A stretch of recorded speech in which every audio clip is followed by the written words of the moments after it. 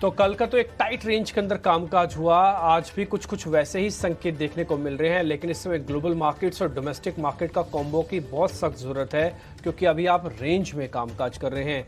अजय आज हमारे साथ रहेंगे अगले 2.5 घंटे के लिए, और प्रियंका भी होंगे, और जिनसे हम मेहमानों से कनेक्ट करके आपके सामने हम कोशिश करेंगे बेहतर से बेहतर ट्रेडिंग आइडियाज़, उसका एनालिसिस लेके आने का। अगर आप ट्रेडर हैं या इन्वेस्टर हैं तो ये शो आपके लिए बहुत बहुत इंपॉर्टेंट है। आप हर एंगल से इस शो में कुछ ना कुछ ज़रूर पाएंगे। पहले ग्लोबल मार्केट्स की जरा चर्चा करते हैं। अजय आपसे जरा ग्लोबल मार्केट्स के बारे में बताइएगा, क्योंकि यूएस में भी ना एक ठहराव सा दिख रहा है एक अच्छी बढ़त के बाद। वो पिछले 2-3 दिन से हम नोटिस कर रहे हैं। इसकी बड़ी वजह क्या हो सकती है और आगे बाजार कैसे चलेंगे, और इंडिया कनेक्ट क्या है इसका? Good morning Dimpy, good morning Priyanka. Dimpy, आपके टाई का जो रंग है वो कहीं ना कहीं माहौल एक साध रहा है, चाहे वो यूएस मार्केट हो चाहे वो भारतीय मार्केट हो। भारतीय मार्केट पे तो मैं बात करूंगा अभी, लेकिन यूएस मार्केट में भी एक बहुत ही शानदार रैली के बाद एक ठहराव जो अब जिसके बारे में बात कर रहे हैं वो कारण ढूंढ रहा है कि किस कारण से मैं ठहर जाऊं। ओवरनाइट एक बड़ी खबर भी आई है जो आपके स्क्रीन पे आएगी, वो है एक बड़ी रेटिंग एजेंसी है फिच। उन्होंने AAA जो यूएस की रेटिंग है, महान यूएस इकोनॉमी की रेटिंग AAA, उसको घटा दिया है। उन्होंने बोला है कि किसी कारणों की वजह से, एक मैक्रो इकोनॉमिक कारणों की वजह से उन्होंने रेटिंग के जो बताया कि करेंसी और डेट के वजह से कम किया है उन्होंने। लेकिन मैं आपको बता दूं, आप ये सोच के कंफ्यूज हो रहे हैं कि इसका इम्पैक्ट भारत पे क्या आएगा, ग्लोबल मार्केट पे क्या आएगा। अगर आप अभी भी देखें यूएस मार्केट फ्यूचर्स जो हैं, जो एक तरह से इंडिकेट करते हैं और संकेत देते हैं कि किसी मैक्रो डेटा को बाजार कैसे रीड कर रहा है, तो बहुत धराशायी नहीं हुए हैं, थोड़े नर्वस हैं, मिले जुले हैं। अगर अभी भी देखिए डाउ के जो फ्यूचर्स हैं, अगर आप देखें नैस्डैक, आइडियली अगर ये बहुत बड़ी क्रेडिट रेटिंग कट आता या डेट रेटिंग कट आता, करेंसी कट आता, तो 400-500 पॉइंट का आपको भयंकर फॉल दिखती, यील्ड्स भाग जाती, डॉलर इंडेक्स में बहुत बड़ा स्पाइक आ जाता। लेकिन वैसा हुआ नहीं है। डॉलर इंडेक्स 102 के पास है, करीब है, जिसका थोड़ा असर भारतीय मार्केट को 3-4 दिन से हो रहा है, तो आज भी वही है। यूएस बॉन्ड यील्ड भी कल निकुंज बता रहे थे 4 के पास आ गई है, 4.01 पे आ गई है, तो वहाँ से स्पाइक नहीं की है, वहाँ एलिवेटेड है, वहाँ बनी हुई है। नहीं, लेकिन अजय इंटरेस्टिंग है यूएस की। मैं ये चेक कर रही थी लास्ट टाइम रेटिंग कब डाउनग्रेड की गई थी, 2011 में की गई थी डाउनग्रेड। एक सिमिलर स्टैंड ऑफ था जब डेट लिमिट को लेके बात हो रही थी। देखिए डेट लिमिट का मामला भी, डेट लिमिट का जो मामला है, डेट सीलिंग का मामला, वो बाजार हजम करके जा चुका है। हाँ। इसके ऊपर बहुत बवाल हुआ था, आपको याद है 1.5-2 महीने पहले बाजार थोड़ा शेकी हुए थे, उसको हजम करके वहां से बाजार भाग चुका है। तो इसकी वजह से अगर यूएस मार्केट कारणवश से गिरते हैं कि चले हुए हैं, आप अंदर देखिए आज जो है जॉब्स डेटा आएगा एडीबी का, यूएस इकोनॉमी के जो रिजल्ट्स आ रहे हैं, करेक्ट, वो एक्चुअल इंडिकेटर है, वो बीट कर रहे हैं एस्टिमेट्स को, और ब्रॉडन हो रही है रैली यूएस मार्केट में। रसेल 2000 चल रहा है, और अब देखिए मैक्रो डेटा, मुझे नहीं लगता कि यूएस मार्केट इससे बहुत ज्यादा गिर जाएगा। भाई मैं बहुत विशेषज्ञ नहीं हूँ यूएस मार्केट का, देखते हैं कैसा चल रहा है। ये बात जरूर है कि चला हुआ है यूएस बाजार भी, तो अगर इसकी वजह से ये वो पिन है जो चुबो देंगे आप, बबल आपका फूटा बढ़ा हुआ है थोड़ा, तो हो सकता है नीचे आ जाए। लेकिन इसका डायरेक्ट इम्पैक्ट थोड़ा सा जिसे कहते हैं ना, सेंटिमेंट शायद इंडिया पे भी आए, बट डायरेक्ट इम्पैक्ट कुछ खास दिखाई नहीं देता। ठीक है, चलिए डायरेक्ट इम्पैक्ट कुछ ज्यादा नहीं होगा इस पर। डोमेस्टिक मार्केट के ट्रिगर्स को भी डिस्कस करेंगे, लेकिन पहले एक बार आज के 4 बड़े ट्रिगर्स को डिस्कस कर लेते हैं जिसपे आपकी ट्रेड स्ट्रैटेजी बनी हुई है। तो एक तो आपको यूएस मार्केट से क्लियरली आ रहा है कि वहां पर आपने एक मिक्स सेट ऑफ ट्रेड देखने को मिला, और अभी फिलहाल आप गिफ्ट निफ्टी को देखें तो 30 अंक नीचे दिख रहा है। आप दूसरे जो बड़े ट्रिगर्स हैं, स्टॉक स्पेसिफिक एक्शन जो होगा, वहां पर सांगी इंडस्ट्रीज को खरीद सकते हैं, अंबुजा सीमेंट, इससे वॉच करना होगा। ये मिड टियर सीमेंट स्पेस में हम कई बार इन स्टॉक्स को डिस्कस कर चुके हैं, देखना होगा कि आज और किस तरह का ट्रेड आपको सांगी इंडस्ट्रीज में दिखता है। और जो दूसरे ट्रेड्स होंगे, क्योंकि अब निफ्टी कंपनी में टाइटन के आज नंबर्स हैं, कुछ और जो नॉन कैश के एफएनओ के नंबर्स हैं वो आपकी स्क्रीन पे आ रहे हैं, जिनकी नंबर्स पर नजर होगी। आज एचपीसीएल और अडानी विल्मर के नंबर्स हैं, और हीरो मोटर की जो बिक्री के सेल्स फिगर्स जो आए हैं, कल जो मंथली सेल्स फिगर्स आए हैं, वहाँ थोड़ा सा बिक्री पर दबाव दिखा है। लेकिन ऑन द कॉन्ट्रेरियन, जिस तरह की आइशर मोटर्स पर बात करती, कंपेटिटिव इंटेंसिटी आने वाले महीनों में बढ़ेगी, लेकिन फिलहाल अभी तो आरी की बिक्री जो है वो 32% बढ़ी है। तो थोड़े से ऑटो नंबर्स को भी देखेंगे, ऑटो सेक्टर को भी देखेंगे, वहाँ कहाँ ट्रेड अपॉर्चुनिटीज बन रही है। और हीरो मोटर कल की उस खबर के बाद भी क्या आज कोई रिकवरी अटेम्प्ट करता है या फिर और फर्दर प्रेशर देखने को मिलता है। तो ये तो 4 बड़े ट्रिगर्स हो गए। अब इंडियन मार्केट्स की बात करते हैं, जो लगातार हम पिछले 8-9 दिनों से देख रहे हैं, एक रेंज में काम कर रहा है। 19,600 भले ही बड़ा एक सपोर्ट हो अजय, लेकिन हम इस बैंड को क्रॉस नहीं कर पा रहे, जो आप भी राइटली पॉइंट कर रहे हैं कि 19,900 उसको हम ऊपर की तरफ क्रॉस ही नहीं कर पा रहे हैं। कल भी अच्छा ट्रेड था, लेकिन लास्ट आवर में जिस तरह की सेलिंग आई, भले ही एफआईज की सेलिंग थोड़ी सी आ रही हो, इंटेंसिटी कम हो, लेकिन सेलिंग तो है, जो आप कल पॉइंट आउट कर रहे थे। 3 दिन से एफआईज जो हैं एक तरह से उनकी बाइंग गायब है। करेक्ट। एब्सेंस ऑफ बाइंग के बारे में बात कर लेते हैं। बड़ी बड़ी होलसेल सेलिंग अभी शुरू नहीं हुई है, तो 3 दिन से बाजार में एफआई की बाइंग गायब है। डीआईएस काफी हद तक उसकी भरपाई कर पा रहे हैं, लेकिन देखिए मामूली सेलिंग और बाइंग गायब शुरू हो गई है। उसका असर आपको भारतीय मार्केट में दिख रहा है। हम जो है सरक के 19,600 19,700 के पास आ जाते हैं। कल भी अगर आप इंट्राडे लेके भी आए तो निफ्टी और बैंक निफ्टी डेज लो पे बंद हुए हैं। ब्रॉडर मार्केट में भी काफी मिक्स्ड फीलिंग थी। मैं आपको बता दूं कि जो यूएस की यील्ड का डेटा हमने आपको बताया था 4% से ऊपर, जो हमने आपको DXY डॉलर इंडेक्स बताई है 102 के ऊपर, और एक बात आपने ध्यान दी, क्रूड $86। हाँ, क्रूड ऐसा नहीं है कि आप ये कहीं, मुझे पता है आप, क्योंकि आपने सुनी थी आरबीआई की स्पीच बहुत क्लोजली कि आरबीआई तो 95 पकड़ के बैठा है। हाँ जी बिल्कुल, बट 70 वाला 86 हो गया। हाँ। तो कहीं ना कहीं थोड़ा सा मूड पे दबाव वाला कारण है। तो ये तीनों कारण मिलके जो है, आप देखिए ऑटो के सेल्स के भी ब्लो आउट नंबर नहीं है, मोस्टली नंबर या तो इनलाइन है या फिर थोड़ा सा मिस है। हाँ। तो जब ऑटो में करेक्शन हो रहा है, आपको बहुत ब्लो आउट नंबर्स नहीं मिल रहे हैं। हालांकि कल मिड कैप इंडेक्स और जरा स्मॉल कैप इंडेक्स लेके आई डॉक्टर साहब, ये एक बहुत इंपॉर्टेंट पॉइंट है। निफ्टी पिछले 2 महीने में ना 6 बार 19,600 से रिबाउंड किया है। तो ये बात सही आपने कही कि 19,600 बहुत स्ट्रॉन्ग एरिया ऑफ सपोर्ट है। देखते हैं उसके नीचे जाता है नहीं, लेकिन mid cap small cap index कल भी हरे निशान में बंद हुए। ये अपने ऑल टाइम हाई के पास है, बहुत ही रोज ऑल टाइम हाई बना रहे हैं। तो अभी जो है आपको ऑल टाइम, अब आप सीधे जो है ना निफ्टी में निफ्टी स्मॉल कैप इंडेक्स में 12,000 का लेवल देखिए, नहीं तो रोज ऑल टाइम हाई में आप कंफ्यूज हो जाएंगे। सीधे आप 40,000 देखिए। पॉइंट वो नहीं है, पॉइंट ये एक तो आउट परफॉर्मेंस, दूसरा पॉइंट रिजल्ट्स। कल शाम को आप बीकाजी के नंबर देखिए, कल शाम को आप यूग्रो के नंबर देखिए, कल शाम को आप अनंतराज के नंबर देखिए। जो mid cap end of the market है, जहां वाइब्रेंट अर्निंग्स ग्रोथ आ रही है, वो इसी तरह वहां पे आउट परफॉर्मेंस भी आ रही है। Large cap mix to inline, small cap mid cap में जहां आउट परफॉर्मेंस, तो वहां पे आपको वो दिखाई दे रही है। एब्सोल्युटली। मैं टॉस करूं, एक और बात बता दूं, मैं कल एफआईएस ने सिर्फ सेलिंग या कैश में भी नहीं की है, वो 4 दिन से, जिसके बारे में डिम्पी से बात करूंगा, अपनी लॉन्ग पोजीशन भी घटाते जा रहे हैं। जो 15 दिन पहले 80 के करीब थी, लॉन्ग पोजीशन घट के 51 पे आ गई है। कल अगर आईटी स्टॉक्स ना होते, टेक महिंद्रा, इन्फोसिस जैसे स्टॉक्स जिन पे नजर रखनी चाहिए आपको, या आपको पावर स्टॉक्स एनटीपीसी नहीं होते, तो बाजार एक्चुअली इंडेक्स काफी नीचे होता। करेक्ट। सिमिलरली अगर आईसीआईसीआई बैंक, एचडीएफसी बैंक का सहारा नहीं होता, तो बैंक निफ्टी भी बहुत जोर से नीचे गिर सकता था। तो देखने वाली बात है कि, हालांकि मैं आपको बता दूं, इतना नेगेटिव मत होइए। ये सारी नेगेटिव पॉइंट्स सुन के कल सिटी ने एक बड़ी अच्छी रिपोर्ट निकाली है। सिटी ने कहा कि कोई भी करेक्शन आता है इंडियन मार्केट में, शैलो करेक्शन, सिर्फ इसलिए कि हम चले हुए और चाइना नहीं चलाए, तो हो सकता है कुछ एफआईआईज जो है अपनी पोजीशन शिफ्ट करके चाइना ले जाएं, जो उन्हें दिख रहा होगा, तभी बोल रहे हैं ये बात। तो ऐसे मौके में भारत में किसी भी शैलो करेक्शन की वजह से अगर रोटेशन हो रहा है एफआईआईज का, तो मौका छोड़िए मत। Quality stocks, earnings back stock पे बटन दबा दीजिए। ये सिटी ने कल एक बड़ी अच्छी रिपोर्ट निकाली। लेकिन मैं जाऊंगा वापस अपने सहयोगी डिम्पी के पास, और वो पॉइंट पे थोड़ा और जानना चाहेंगे हम। इस बारे में डेटा को देखेंगे। जो लॉन्ग पोजीशन एफआईआईएस ने घटा के 51 पे ले आए, 10-15 दिन पहले 80 के करीब हुआ करती थी। और ये भी बताइए कि कहाँ पे ज्यादा अनवाइंडिंग दिख रही है इस समय, डिम्पी?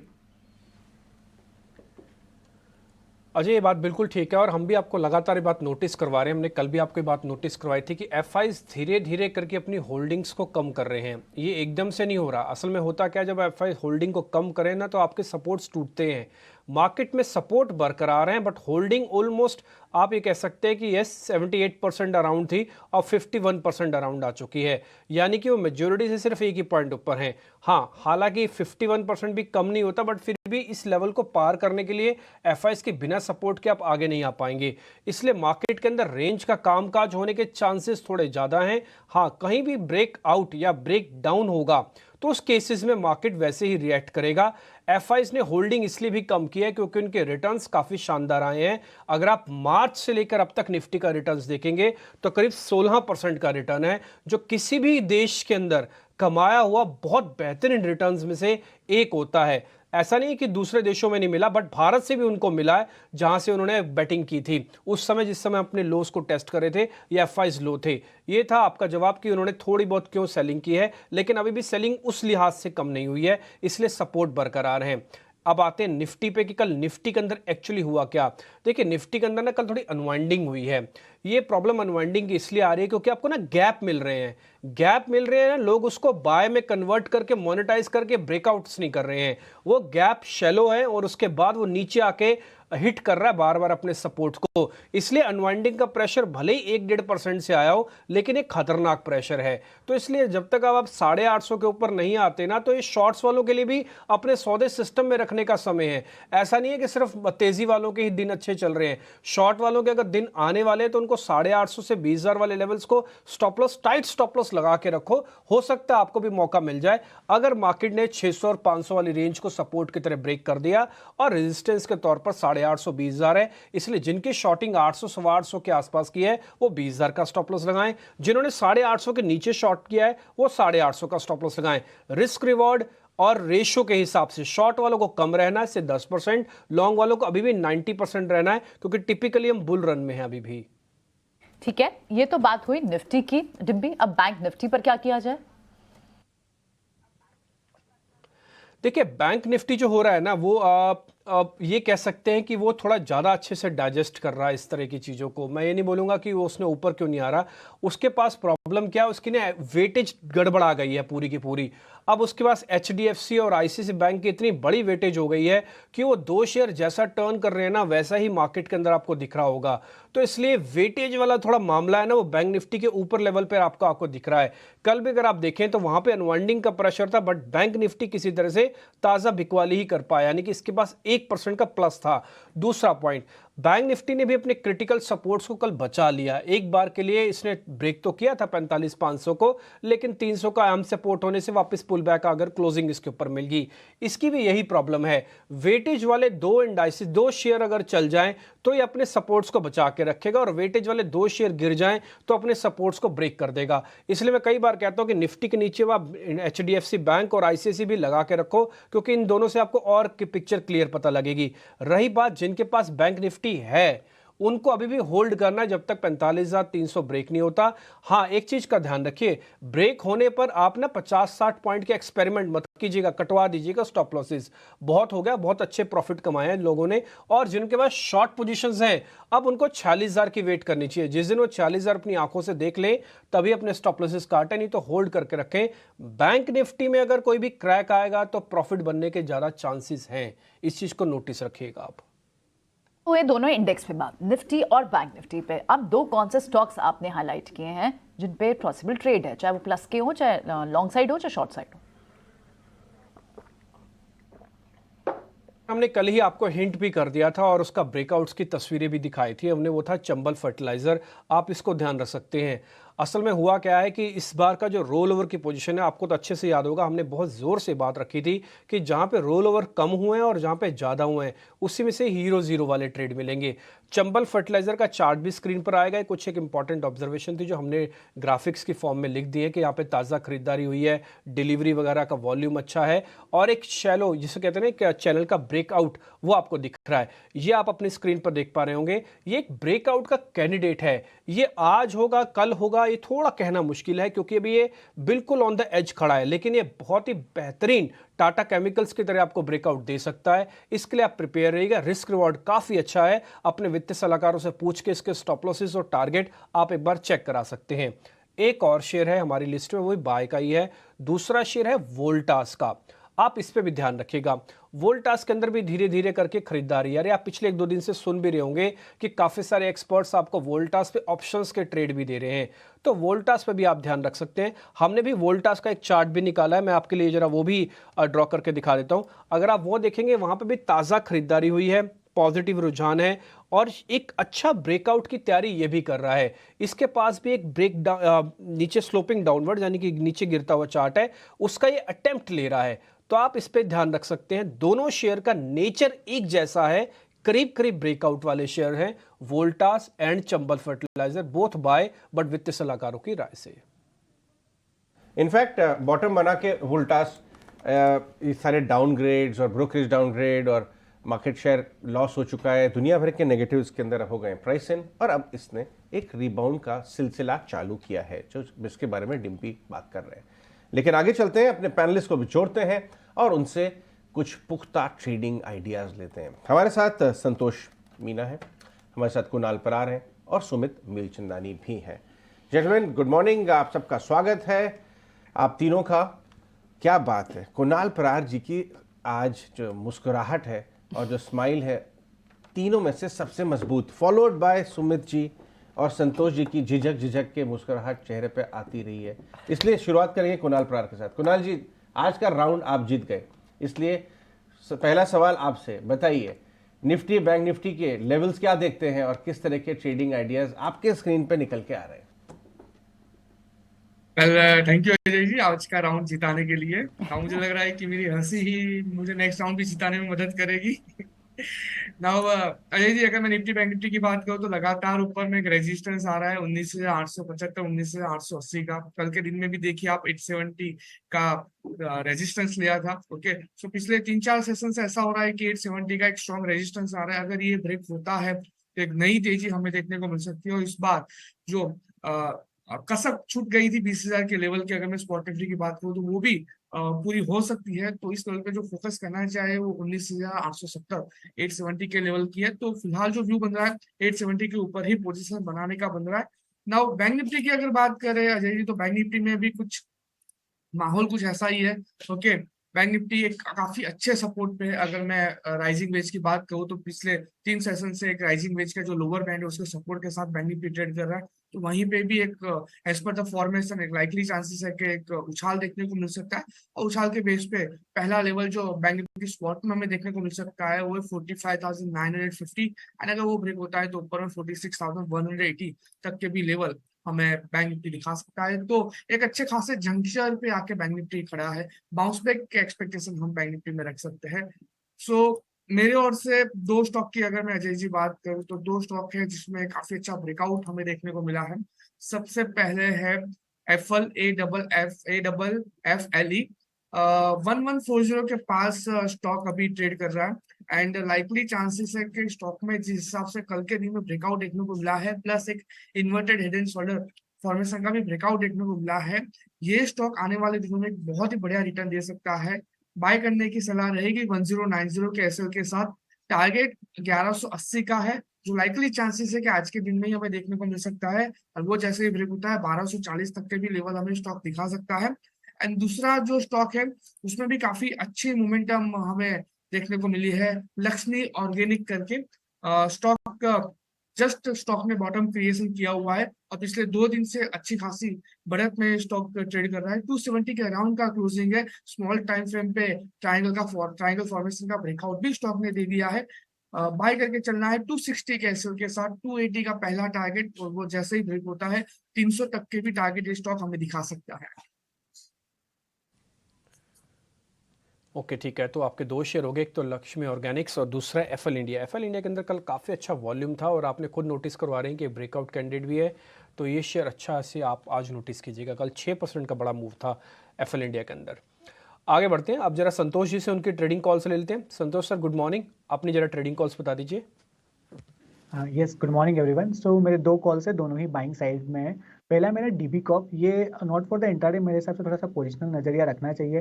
टेक्निकली तो यहाँ बहुत ही स्ट्रॉन्ग बुलिश मोमेंटम बना हुआ है। एक छोटा सा स्मॉल प्रॉफिट बुकिंग देखा था, अब फ्लैग फॉर्मेशन का ब्रेकआउट दे रहा है। और फंडामेंटली भी देखे तो ये क्वार्टर मुझे लगता है अच्छा रहेगा और आने वाले क्वार्टर्स के बहुत अच्छे रहने वाले, क्योंकि आप जैसे ही न्यूज़पेपर खोलते हो आपको अलग अलग पॉलिटिकल पार्टीज के एड्स देखने को मिलते हैं। और अभी तो इलेक्शन की ओर हम बढ़ ही रहे हैं और स्टॉक फंडामेंटली अभी भी काफ़ी अट्रैक्टिवली प्राइस्ड है। तो स्टॉक को एज ए इन्वेस्टमेंट के तौर पे भी ले सकते हैं। एज ए ट्रेडिंग पर्सपेक्टिव 260 का मुझे इमीडिएट टारगेट नजर आता है, 220 का स्टॉप लॉस रहेगा। दूसरा स्टॉक है अशोक लीलैंड। अशोक लीलैंड के नतीजे बहुत अच्छे आए थे और कल सेल्स नंबर आए वो भी काफ़ी अच्छे आए हैं। और टेक्निकल स्ट्रक्चर भी देखें तो इसमें एक अच्छा फ्लैग फॉर्मेशन का ब्रेकआउट आया है। तो यहाँ पर जो टारगेट रहेगा 190 का, स्टॉप लॉस रहेगा 182.5 का। ठीक है, ऑलराइट। आप सुमित मूलचंदानी से भी समझ लेते हैं आज उनके ट्रेड्स कहाँ हैं। सुमित मॉर्निंग, बताएं आपकी recommendations. Hi, good morning to all. तो मेरा भी पहला जो रिकमेंडेशन है वो सेम कृणाल जी का ही है, एफएल इंडिया। लेकिन मेरा थोड़ा सा नजरिया बड़ा रहेगा, तो डिलीवरी बेस के लिए भी आप इसे एक्यूमुलेट कर सकते हैं। करंट मार्केट प्राइस है 1140। अब जैसे कि कुणाल जी ने बोला कि लोअर टाइम फ्रेम पे भी काफी अच्छा ब्रेकआउट मिला हुआ है, लेकिन इसे आप एक ट्रेंड लाइन भी ड्रॉ करेंगे तो जो पिछला हाई था दैट वाज अराउंड इन जनवरी 22, तो उसका भी एक ट्रेंड लाइन ब्रेकआउट आया हुआ है। तो बिल्कुल आप इसे एक्यूमुलेट कीजिए with the stop loss of 1010। Target will be 1360 and 1500। जो दूसरा स्टॉक रहेगा वो रहेगा दालमिया भारत। देखिए दालमिया भारत ने अपना रो बनाया था जून 2022 में, तब से अब अगर एक चैनल ड्रॉ करेंगे तो every time it is taking the support and making a new highs. तो इस बार भी यही एक एक्सपेक्टेशन है। आप देखिए यहाँ से बाउंस बैक का ट्राई किया है, तो रिवर्सल कैंडिडेट है परफेक्ट। कल के दिन में भी काफी अच्छा एक स्ट्रॉन्ग मूव आया हुआ था, तो मुझे लग रहा है कि और भी ये कंटिन्यूएशन हो सकता है। स्टॉप लॉस रखिए 1870 का, टारगेट होगा 2150 एंड 2270। ओके ठीक है, डालमिया भारत पे भी आप ध्यान रख सकते हैं। और एफएल इंडिया तो कॉमन ही हो गया, तो 2 शेयर हो गए सुमित जी के भी, डालमिया भारत और एफएल इंडिया। इस बीच आयुष मेहता भी हमारे साथ जुड़ रहे हैं, उनका भी स्वागत करते हैं और उनकी भी जरा ट्रेडिंग कॉल्स ले लेते हैं। आयुष सर गुड मॉर्निंग, आप अपने जरा ट्रेडिंग कॉल्स बता दीजिए। Very good morning everyone. तो अगर हम पहले निफ्टी में बात करेंगे तो निफ्टी में एक अच्छा मोमेंटम है, एक अपवर्ड राइजिंग चैनल में निफ्टी ट्रेड कर रहा है और हायर टॉप हायर बॉटम का फॉर्मेशन है। बट निफ्टी में जो एक सपोर्ट बनता है वो है 19,600 का, जो कि मैंने पहले भी कहा है, जो 20 डे मूविंग एवरेज का है। जब तक Nifty 20 day moving average hold कर रहा है, जो कि हमने यहाँ से अक्सर बाउंस बैक्स देखे हैं, तो जब तक ये होल्ड कर रहा है हमारा व्यू कॉशियस की तरफ नहीं रहेगा। और ऊपर में जो रेजिस्टेंस जोन है निफ्टी में है वो 19,870 का। हालांकि ये अप्रोक्सीमेटली 300 पॉइंट की एक रेंज है, तो कोई भी बड़ा मूव हम निफ्टी में इस रेंज के बाहर या अंदर ही एक्सपेक्ट करते हैं, मतलब 870 के ऊपर या 600 के नीचे। और सेकंड अगर हम बात करते हैं बैंक निफ्टी की, तो बैंक निफ्टी में एक इंटरेस्टिंग चीज फॉर्म हुई है। लास्ट 3 से 4 दिन में 500 पॉइंट के अंदर ही बैंक निफ्टी प्ले कर रहा है। अगर बैंक निफ्टी में भी जो लेवल्स हमारा आता है वो है 46,000 का, जो ऊपर का रेजिस्टेंस है। अच्छी रैली हम वही एक्सपेक्ट करेंगे जो अभी की क्लोजिंग से अप्रोक्सीमेटली 250 पॉइंट दूर है। और नीचे में है जो सपोर्ट है 45,500 का। और हम इंट्राडे चार्ट में अगर एक ट्रेंड लाइन ड्रॉ करते हैं तो वो सपोर्ट भी 45,500 के आसपास ही आता है, तो एक बहुत इंपॉर्टेंट सपोर्ट जोन बन जाता है। और अगर हम स्टॉक्स की बात करें तो हमारे यहाँ पे 2 बाय कॉल होंगे। फर्स्ट कॉल होगा दीपक नाइट्राइट का। अगर हम दीपक नाइट्राइट में देखेंगे तो इसने अपने डेली चार्ट्स में 200 डीएमए का बहुत अच्छा सपोर्ट लिया है। अपने कंसोलिडेशन और एक स्विंग रेजिस्टेंस का ब्रेकआउट ऑलरेडी स्टॉक ने दे दिया है। तो दीपक नाइट्राइट को आपको बाय करना चाहिए फॉर अ टारगेट ऑफ 2120, और इसमें जो स्टॉप लॉस रहेगा वो 2000 का रहेगा। सेकंड स्टॉक होगा हमारा लॉरस लैब। लॉरस लैब में अगर हम देखेंगे तो इसमें भी एक ब्रेकआउट है 360 के ऊपर। इस काउंटर को आपको बाय करना है फॉर टारगेट ऑफ 380। इसमें भी कंसोलिडेशन ब्रेकआउट है। आरएसआई स्टॉक का काफी पॉजिटिव है और इसमें जो स्टॉप लॉस रहेगा वो 350 का रहेगा।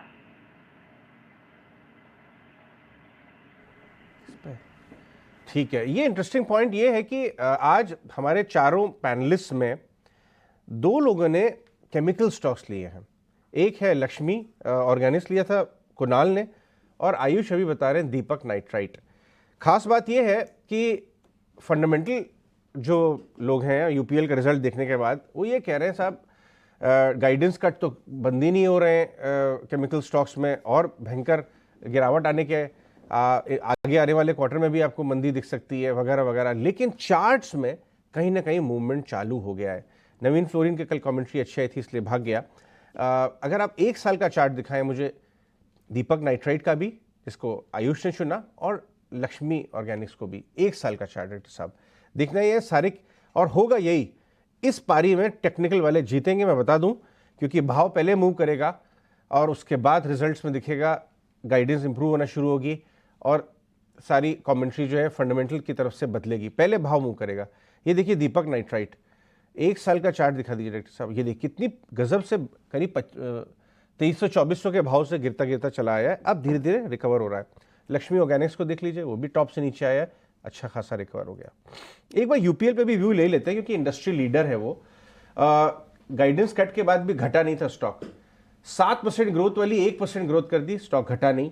और कल तो इनफैक्ट 611 का लो बना के ऊपर आया है। तो ये देखने वाली बात है कि पहले जो है ना स्टॉक बुरी न्यूज पर रिएक्ट करना बंद करता है, राइट, उसके बाद वो स्टेबलाइज करता है और वहां से फिर अच्छी न्यूज़ को धीरे धीरे एब्जॉर्ब करना और फिर अच्छी, ये एक साइकोलॉजी है। ये जो अजय आप रिकमेंडेशन बिल्कुल लीजिए, लेकिन एक मुझे भी आपसे एक चीज़ पूछनी थी, क्योंकि कल जितने भी केमिकल स्टॉक्स थे उनमें सब में एक रिबाउंड आया, मेजरली वो नवीन फ्लोरिन के कारण था, क्योंकि उन्होंने एक अपनी गाइडेंस बढ़ाई है। जी हाँ, नवीन ने इतने पूरे ग्लूम एंड डूम में हाँ, आके थोड़ा सा पॉजिटिव बोला, तो हुआ था कि SRF 100 लोग जो है मरे पड़े, उसमें एक कह रहा नहीं अभी जिंदा है, हमारे अंदर टाइगर जिंदा है, सब में जान आ गई। जैसे ही उसने सुबह की बात है, ये फर्स्ट आवर की, ये 11:30 की बात है, बीच में उनकी कमेंट्री आई, हमने फ्लैश किया, ये तो 7% भागा ही, बाकी भी केमिकल। और ये बात मैं मान लूं, मैंने ये काफी इस पे होमवर्क किया है, नेक्स्ट 6 महीने तक कुछ सुधरने वाला नहीं है। ओके, लेकिन भाव पहले सुधरेंगे, फंडामेंटल्स फॉलो करेंगे। हाँ, पॉइंट ये क्विक व्यू यूपीएल और एसआरएफ पे भी ले ले, देखिए दोनों लीडर्स पिटे हुए हैं टॉप से और चीजें बहुत खराब है, शायद 6-8 महीने और रहेंगी, लेकिन कल का चार्ट पैटर्न कुछ कह रहा है। कुणाल आप कहिए पहले, क्योंकि आपने लक्ष्मी ऑर्गेनिक्स लिया था, एसआरएफ और यूपीएल। यूपीएल की सबसे पहले बात कर लेते हैं। स्टॉक काफी पीटा हुआ है ऊपरी लेवल से, लेकिन कल के ट्रेडिंग सेशन में एक हैमर कैंडलस्टिक्स फॉर्मेशन स्टॉक ने बनाया है। 625 के अराउंड स्टॉक का क्लोजिंग है। एंड अजय जी, सबसे बढ़िया बात यह है कि कल जिस लेवल पे आके रुका है उसी लेवल का स्टॉक ने पहले भी सपोर्ट लिया था। अगर मैं बात करूं जून 2022 में 607 के अराउंड का सपोर्ट लिया था, वहां से वन वे स्टॉक ने 800 तक की रैली दिखाई थी। इतना ही नहीं, अगर मैं आगे के लेवल की बात करूं 2021 में भी सेम लेवल का रेजिस्टेंस फेस किया था, फिर वही लेवल एक सपोर्ट बन गया और फिर स्टॉक ने ऊपर में 865 तक की रैली दिखाई थी। तो व्यू यहाँ से बाय करने का ही बनेगा। हैमर कैंडलस्टिक्स फॉर्मेशन बन गई है, बस मैं इतना कहूंगा कि एक बार कंफर्मेशन के लिए वेट कीजिए। अगर काउंटर ऊपर में 630 के ऊपर अगर ट्रेड करना स्टार्ट करता है, मैं कहूंगा कि 610 के एसएल के साथ स्टॉक में खरीदारी करके चलना चाहिए। एक वन वे रैली देखने को मिल सकती है, जहां पे 665 तक के भी लेवल हमें ये स्टॉक दिखा सकता है। तो यहाँ से जो व्यू है बाय करने का है, 630 के ऊपर कंफर्मेशन के बाद बाय करके चलना चाहिए। नाउ अजय जी, दूसरा स्टॉक आपने एसआरएफ का कहा है, मैं आपको बता दूं कि एसआरएफ कल के ही कल शो था मेरा स्टॉक फटाफट, वहां पे मैंने एसआरएफ की बात की थी। 2150 के एसएल के साथ मैंने एसआरएफ वहां पे रिकमेंडेड किया है। 2340 और 2465 के टारगेट के साथ एसआरएफ में भी बहुत ही बढ़िया मोमेंटम फिलहाल प्रेजेंट लेवल से लग रही है। ठीक है, और राइट, एसआरएफ में भी आपको अच्छी मूवमेंट दिख रही है और आपने कंडीशनल बाय यूपीएल पर भी दिया है। 632 के ऊपर आप बाय करेंगे 665 के टारगेट्स के लिए। ठीक है, ये तो रहा केमिकल स्टॉक्स पर एक व्यू, कुछ ट्रेड्स भी डिस्कस किया हमने, लेकिन दूसरे स्टॉक्स जहां न्यूज बेस्ड एक्शन हो सकता है, अशेषा हमारे लिए कंपाइल करके लाई है। अशेषा, मॉर्निंग, बताएं। पहले सांघी इंडस्ट्रीज और अंबुजा सीमेंट फोकस में रहेगा। रिपोर्ट्स की माने तो Ambuja cements majority stake acquire करना चाहता है सांघी इंडस्ट्रीज में। 6000 करोड़ के वैल्यूएशन पर ये डील हो सकती है और रिपोर्ट्स का ऐसा भी मानना है कि आज ये डील अनाउंसमेंट आ सकती है। इसके चलते ये दोनों ही काउंटर्स फोकस में रहेंगे।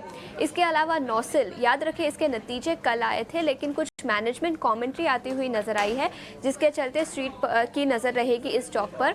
मैनेजमेंट का मानना है कि वॉल्यूम ग्रोथ स्टेडी रह सकता है दूसरी तिमाही में। उनका ऐसा भी मानना है कि चाइना की इकोनॉमिक रिकवरी अगर होती हुई नजर आती है तो प्राइसेस में अच्छा खासा करेक्शन देखने को मिल सकता है।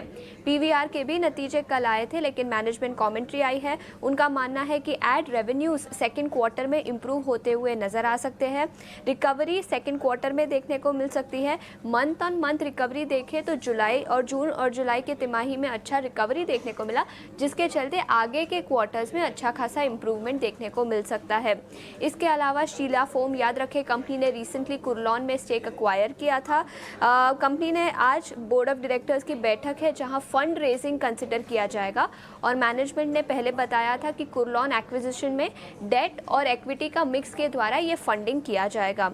इसके अलावा मैनकाइंड फार्मा, जिसका आईपीओ कुछ समय पहले आया था, आज लॉक इन खुलेगा। करीब 2% इक्विटी का लॉक इन खुलेगा और ये शेयर होल्डर्स अब ओपन मार्केट में ये शेयर्स को बेच पाएंगे। कैंपस एक्टिववेयर ब्लॉक डील एक्सपेक्टेड है।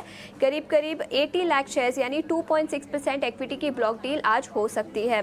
एस्कॉर्ट्स के भी नतीजे आए थे, कुछ मैनेजमेंट कमेंट्री आती हुई नजर आई है। सबसे पहले डोमेस्टिक मार्केट की बात करेंगे, जहां management low to mid single digit growth expect कर रहा है। रॉ मटेरियल प्राइसेस भी इंप्रूव हुए हैं पिछले कुछ महीनों में और उनका मानना है कि अब मार्जिन्स, एबिटा मार्जिन्स इंप्रूव होते हुए नजर आ सकते हैं अगले कुछ क्वार्टर्स में। BRF की कल ब्लॉक डील हुई थी। प्रमोटर्स ने स्टेक बेचा है, 1.45 करोड़ शेयर्स बेचे हैं कल, जिसके चलते स्टॉक में आज भी एक्शन देखने को मिल सकता है। सुलह विनायत को कंपनी को एक्साइज ड्यूटी की नोटिस आई है एक्साइज डिपार्टमेंट से। करीब 116 करोड़ की ये नोटिस है महाराष्ट्र एक्साइज डिपार्टमेंट से। इसके अलावा सोम डिस्टिलरीज पिछले कुछ दिनों से फोकस में रहा है, आज भी फोकस में रहेगा। कंपनी को IMFL यानी Indian made foreign liquor Rajasthan के स्टेट में अब कंपनी बेच सकता है, जिसके चलते ये स्टॉक पर भी स्ट्रीट की नजर रहेगी। ठीक है शीशा, बहुत शुक्रिया ये सारे की सारी चीज़ें कंपाइल करके हमारे सामने रखने के लिए। अब जरा पूजा को भी अपने साथ कनेक्ट कर लेते हैं, वो आपको थोड़ा अर्निंग्स के बारे में बता देंगे जो लास्ट लेग में अब आ रही हैं। पूजा बताएं अर्निंग्स के बारे में। जी, सबसे पहले अच्छे नतीजों से शुरुआत करेंगे। बीकाजी ने अपने नतीजे घोषित किए, जिसमें कि काफ़ी स्ट्रॉन्ग नंबर्स नज़र आ रहे हैं हर एक फ्रंट पर। आय में 15% की ग्रोथ, मुनाफा 156% बढ़ा है कंपनी का, और कामकाजी मुनाफा भी देखेंगे तो वहाँ पर 116% की बढ़त कंपनी ने दर्ज की है। अनंत राज के नतीजे भी काफ़ी स्ट्रॉन्ग नज़र आ रहे हैं। आय में 98% की ग्रोथ, मुनाफा 105% से बढ़ा है कंपनी का, और एबिटा भी देखेंगे तो वहाँ पर 87% की ग्रोथ कंपनी ने दर्ज की है। यूग्रो कैपिटल के नतीजे भी काफ़ी स्ट्रॉन्ग नज़र आ रहे हैं। ब्याज से आय में करीब 67% की ग्रोथ और मुनाफे में 245% की ग्रोथ कंपनी ने दर्ज की है। और आखिर में बात करते हैं डालमिया भारत शुगर की। यहाँ पर नतीजे कमज़ोर नज़र आ रहे हैं। आय में मामूली बढ़त 1% की, मुनाफा 13% बढ़ा है कंपनी का, लेकिन मार्जिन के फ्रंट पर देखेंगे तो यहाँ पर अनुमान से कमज़ोर नंबर्स नज़र आ रहे हैं। ठीक है, तो अभी आपने पहले खबरें देखी, अब आपने रिजल्ट्स देखे, अब जरा ब्रोकिंग हाउसेस की रिपोर्ट्स भी हम आपके सामने लेके आते हैं। अंकिता मेरी सहयोगी मेरे साथ जुड़ रही हैं। अंकिता बताएं आज की ब्रोकिंग हाउसेस की रिपोर्ट्स क्या हैं? राइट, तो ये है आज की ब्रोकरेजेस। सबसे पहली जो ब्रोकरेज है वो है CLSA की, जिन्होंने चोला इन्वेस्ट पे अपना डाउनग्रेड किया है to outperform from buy, और इनका टारगेट प्राइस उन्होंने हाइक किया है टू 1250 रुपीज़ पर शेयर फ्रॉम 1070 रुपीज़ पर शेयर। इनका मानना है कि जो इनकी स्ट्रॉन्ग मीडियम ग्रोथ है, इनका जो आउटलुक है ये जो है वो ड्रिवन बाय न्यू बिजनेसेस होगा, और इनके हिसाब से इनकी जो निम्स है वो कॉन्ट्रैक्ट हुए हैं लाइक पेयर्स, जबकि इनकी एसेट क्वालिटी जो है वो अभी भी स्टेबल है। इनके हिसाब से इनका बिजनेस अच्छा है, लेकिन जो वैल्यूएशन है वो ज़्यादा अपसाइड लीव नहीं करती है, और इसी के चलते इन्होंने अपना आउट परफॉर्म मेंटेन किया है इस पर्टिकुलर काउंटर पे। अगला स्टॉक जो है वो है अनुपम रसायन का। जेफरीज ने इन पे अपना अंडर परफॉर्म मेंटेन किया है और कट की है अपनी टारगेट प्राइस को टू 860 रुपीज़ पर शेयर फ्रॉम 965 रुपीज़ पर शेयर। इनके हिसाब से इनका रेवेन्यू, एबिटा और पैट तीनों ने एस्टिमेट्स को मिस किया है, और इनके हिसाब से जो स्पेक्स केमिकल है वो स्लोअर डिमांड फेस कर रहा है। एटलीस्ट फर्स्ट हाफ में जो डिमांड है इसकी वो सॉफ्ट ही रहने वाली है। ग्रोथ गाइडेंस इन्होंने अपना ट्रिम किया है कंपनी ने, और मार्जिन गाइडेंस को रिट्रेट किया है, और इसी के चलते जेफरीज ने अनुपम रसायन पे अपना अंडर परफॉर्म मेंटेन किया है। अगला स्टॉक जो है वो है ओबरॉय रियल्टी का। जेफरीज ने इस पे होल्ड मेंटेन किया है और टारगेट प्राइस को हाइक किया है 1280 रुपीज़ पर शेयर फ्रॉम 891 रुपीज़ पर शेयर पे। इनके हिसाब से जो इनके Q1 नंबर्स थे वो सेट इन लाइन रहा है, और जो प्री सेल्स है वो स्लो रही है, इनकी जो प्राइसिंग है वो काफ़ी स्ट्रॉन्ग रही है, और इनके हिसाब से जो मैनेजमेंट है वो काफ़ी कॉन्फिडेंट है इनका जो लार्ज थाने में प्रोजेक्ट लॉन्च होने वाला है Q3 में उसको लेके, और इसी के चलते ओबरॉय रियल्टी पे इन्होंने होल्ड मेंटेन किया है। अगला स्टॉक है एस्कॉट्स का। एस्कॉट्स का पे CLSA ने अपना मेंटेन किया है सेल, और उन्होंने टारगेट प्राइस को हाइक किया है 2002 रुपीज़ पर शेयर फ्रॉम 1658 रुपीज़ पर शेयर से। इनके हिसाब से जो मार्जिन्स है वो इनके इंप्रूव हो सकते हैं अक्रॉस ऑल बिजनेस सेगमेंट्स, और जो ट्रैक्टर इंडस्ट्री ग्रोथ है वो सरप्राइज दे सकती है FY24 में, और जो इनका कंस्ट्रक्शन इक्विपमेंट डिमांड है वो काफ़ी स्ट्रॉन्ग लग रहा है, और इसी के चलते इन्होंने सेल मेंटेन किया है और टारगेट प्राइस को हाइक किया है। अगला स्टॉक जो हमारा है वो है पावर ग्रिड का। पावर ग्रिड पे CLSA ने अपना आउट परफॉर्म मेंटेन किया है, एंड टारगेट प्राइस उसकी 270 रुपीज़ पर शेयर की है। इनके हिसाब से जो इनका बैकलॉग है वो डाउन है almost 6% on a year on year basis. बहुत बहुत शुक्रिया इन सारी ब्रोकरेज कॉल्स के लिए। वापस जाते हैं अपने सारे पैनलिस्ट के पास। मामला क्या है, आज सुबह सारी खबरें, सोम डिस्टिलरी, फिर बीकाजी, पूरा कॉम्बिनेशन कैसा बन रहा है। फ्राइडे तो है नहीं आज, लेकिन फिर भी एनीवेज आगे बढ़ते हैं। कुछ ज़बरदस्त नंबर्स के बारे में बात कर लेते हैं। बीकाजी से शुरुआत करते हैं हम। बीकाजी के नंबर बहुत बढ़िया आए हैं। अभी अभी IPO हो चुका है, और आपने देखा अगर आप ब्लॉक डील और फ्लोज को क्लोजली ट्रैक करते हैं तो बीकाजी में पिछले 3-4 महीने में कई फंड्स ने पोजीशन बढ़ाई हैं। चार्ट लेके आइए डॉक्टर साहब। और इसका चार्ट हम डिस्कस करेंगे आयुष से। आयुष, बीकाजी का चार्ट क्या कह रहा है, क्या लेवल्स दिखाई देते हैं आपको, क्या इसके अंदर एक ट्रेड है या चल चुका है बहुत ज़्यादा? इसका 3 महीने 6 महीने लेके आइए, ये देखिए 6 महीने में 30% जगह है अभी। जी, बीकाजी के लेवल्स अभी इसमें है जो साइड में 491 का आ रहा है और क्लोजिंग का तकरीबन 485 के आसपास का है। तो अगर हम इसमें देखेंगे तो 491 के स्टॉक के ऊपर जैसे ही ये स्टॉक निकलता है ऊपर में 505 के लेवल्स इसमें एक्सपेक्ट कर सकते हैं, जो शॉर्ट टर्म टारगेट्स रहेंगे और लॉन्ग टर्म टारगेट्स अराउंड 525 के रहेंगे। बाकी बीकाजी का फॉर्मेशन काफी अच्छा और पॉजिटिव है आज के चार्ट फ्रेम के हिसाब से। ठीक है, बीकाजी आपके हिसाब से बाय है। कुणाल, अनंतराज इंडस्ट्रीज में कल शाम को रिजल्ट्स आए, जैसा कि पूजा बता रही थी, रिजल्ट्स अच्छे आए हैं, डायरेक्टर साहब लेके आइए, बट दिक्कत ये है कि स्टॉक काफी चला हुआ है। ये देखिए कल भी डेज हाई की तरफ बंद हुआ 205। रिजल्ट्स भी आपके स्क्रीन पे आएंगे और 3-4 महीने का चार्ट भी आपके स्क्रीन पे आएगा, जो आपको बताएगा कितनी धीरे धीरे धीरे धीरे 6 महीने में स्टॉक डबल हुआ है। बट अच्छी बात यह है कि बहुत सारे स्टॉक आपको दिखाई देते होंगे कम अवधि में बढ़ने वाले, बट इस तरह का जो स्लोप ट्रेंडिंग अपवर्ड चार्ट होता है, ये मजबूत चार्ट का एक संकेत होता है। बट कुणाल बताइए 205 पे कैसा लगता है अनंतराज आपको? वेल अजय जी, स्टॉक एक अनचार्टेड टेरिटरी में ट्रेड कर रहा है, उसके लाइफ टाइम हाई पे ट्रेड कर रहा है एंड अभी हिडन रेजिस्टेंस जैसा भी कुछ नहीं है जो स्टॉक में कुछ स्टॉक जो फेस कर सकता है आने वाले दिनों में। ऐसा लग रहा है कि ये स्टॉक यहाँ से और भी अच्छे खासे मोमेंटम दिखा सकता है, तो व्यू यहाँ से अजय जी बाय करके ही चलने का बनेगा। 203 204 के अराउंड का क्लोजिंग है, मैं कहूंगा कि प्रेजेंट लेवल से हम यहाँ पे खरीदारी करके चलेंगे। लोअर लेवल पे 188 का काफी अच्छा सपोर्ट आ रहा है, तो 203 पे बाई करिए, 188 का सपोर्ट यहाँ पे मेंटेन करेंगे। टारगेट की बात करते हैं तो एज पर द एक्सटेंशन 215 का पहला टारगेट है जो अनंतराज हमें दिखा सकता है, और जैसे ही ये ब्रेक होता है 233 तक के भी लेवल स्टॉक हमें दिखा सकता है, यानी कि 15% की भी मोमेंटम ये स्टॉक यहाँ से देने के लिए रेडी है। तो 188 के उसके साथ बाई कीजिए अनंतराज। 215 का पहला टारगेट और वो ब्रेक होता है तो 233 का दूसरा टारगेट। ऑलराइट, तो ये तो बात रही अनंतराज पर, लेकिन कुछ और स्टॉक्स भी डिस्कस करते हैं जो अभी हमें शेषा बता के गई। उसमें मैनकाइंड फार्मा भी है और इसका भी एक लॉक इन खुल रहा है 2% की इक्विटी के लिए। अच्छे खासे गेन्स रहे हैं, लिस्टिंग गेन ही थे 30-32% के, और तब से एक अच्छी मूव स्टॉक ने दिखाई है। तो अगर ये लॉक इन खुलता है और एक सप्लाई आती है तो क्या इसमें पार्टिसिपेट करना चाहिए? चार्ट्स में कितनी स्ट्रेंथ है, एक बार संतोष से समझ लेते हैं। संतोष, मैनकाइंड फार्मा। यस, ये स्टॉक ऑलरेडी एक्चुअली पिछले 3-4 दिनों में करेक्ट हो चुका है, बिकॉज ये ओवरहैंग था कि एंकर इन पीरियड जो इन्वेस्टर का पीरियड खत्म होगा तो एक सेल ऑफ आएगा नॉर्मली। बट इस तरह के स्टॉक्स में मुझे लगता है कि आज के दिन बॉटम बन जाता है, स्टॉक यहीं से फिर से एक फ्रेश तेजी का मोमेंटम पकड़ते हुए दिखेगा। तो एक इंपॉर्टेंट डिमांड जोन के आसपास से जो ये 1740 से 1700 का एरिया है, बहुत ही अच्छा सपोर्ट एरिया है। मेरे हिसाब से यहाँ पे खरीदारी के मौके ढूंढना चाहिए। आप 1680 का स्टॉप लॉस लगा के इसमें पोजिशनल या एज ए इन्वेस्टमेंट में भी खरीदारी कर सकते हो। मुझे लगता है ये स्टॉक बहुत ही जल्दी आपको 2000 रुपये के ऊपर देखने को मिल सकता है।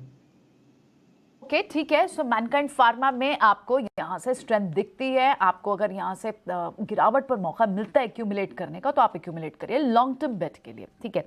अच्छा स्टॉक है, अच्छा चला भी है ये।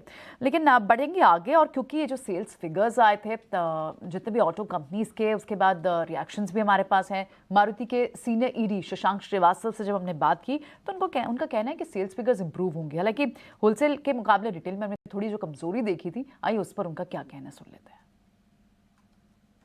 हमने गुज़िश्ता 5-6 महीनों से देखे हैं, उसकी बुनियाद पे तो हम ये कह सकते हैं कि रुझान काफ़ी मुस्बत हैं, और वो हमें जुलाई के आंकड़ों में भी देखने को मिला, और मुझे उम्मीद है कि आगे आने वाले महीनों में भी ये रुझान जारी रहेंगे इसी तसलसल के साथ में। लेकिन आपने ये बात भी बिल्कुल दुरुस्त करी कि जो रिटेल है, जहाँ तक रिटेल का फ़रोख्त का सवाल है, वो 3,19,000 हुई थी, और वो अगर आप होलसेल से मुवाजना करें जो 3,52,000 थी तो थोड़ी कम थी। ये कहने के बावजूद मैं ये जरूर कहना चाहूँगा कि रिटेल होलसेल से अगर आप उसका मुवाजना करें तो कम थी, लेकिन गुज़िश्ता सालों से वो कंपेयर करें तो शायद ये बहुत अच्छे आंकड़े हैं। आपने देखा इस जो रवा माली साल है 23-24, उसमें हमने देखा अप्रैल के जो सेल हैं, जो फरोख्त है, वो सबसे ज़्यादा आला तरीन सतह पे थी। वैसे ही मई के सेल सबसे अच्छे थे, जून का सेल भी रिकॉर्ड सेल था, जुलाई का सेल भी रिकॉर्ड सेल था। लेकिन ये जरूर है कि अगर हम आगे की जो ग्रोथ की जो आंकड़े हैं वो शायद बहुत बड़े नहीं होंगे, क्योंकि पिछले साल गुज़िश्ता साल में Q2 के जो सेल थी वो बहुत हाई थी। तो वो जो बेस इफेक्ट जिसको कहते हैं वो अब आ रहा है, और आगे आने वाले महीनों में यकीनन सेल अच्छे होंगे, लेकिन ग्रोथ के हिसाब से वो उस हवाले से अगर देखें तो वो शायद इतना बड़ा फिगर आपको नहीं दिखेगी।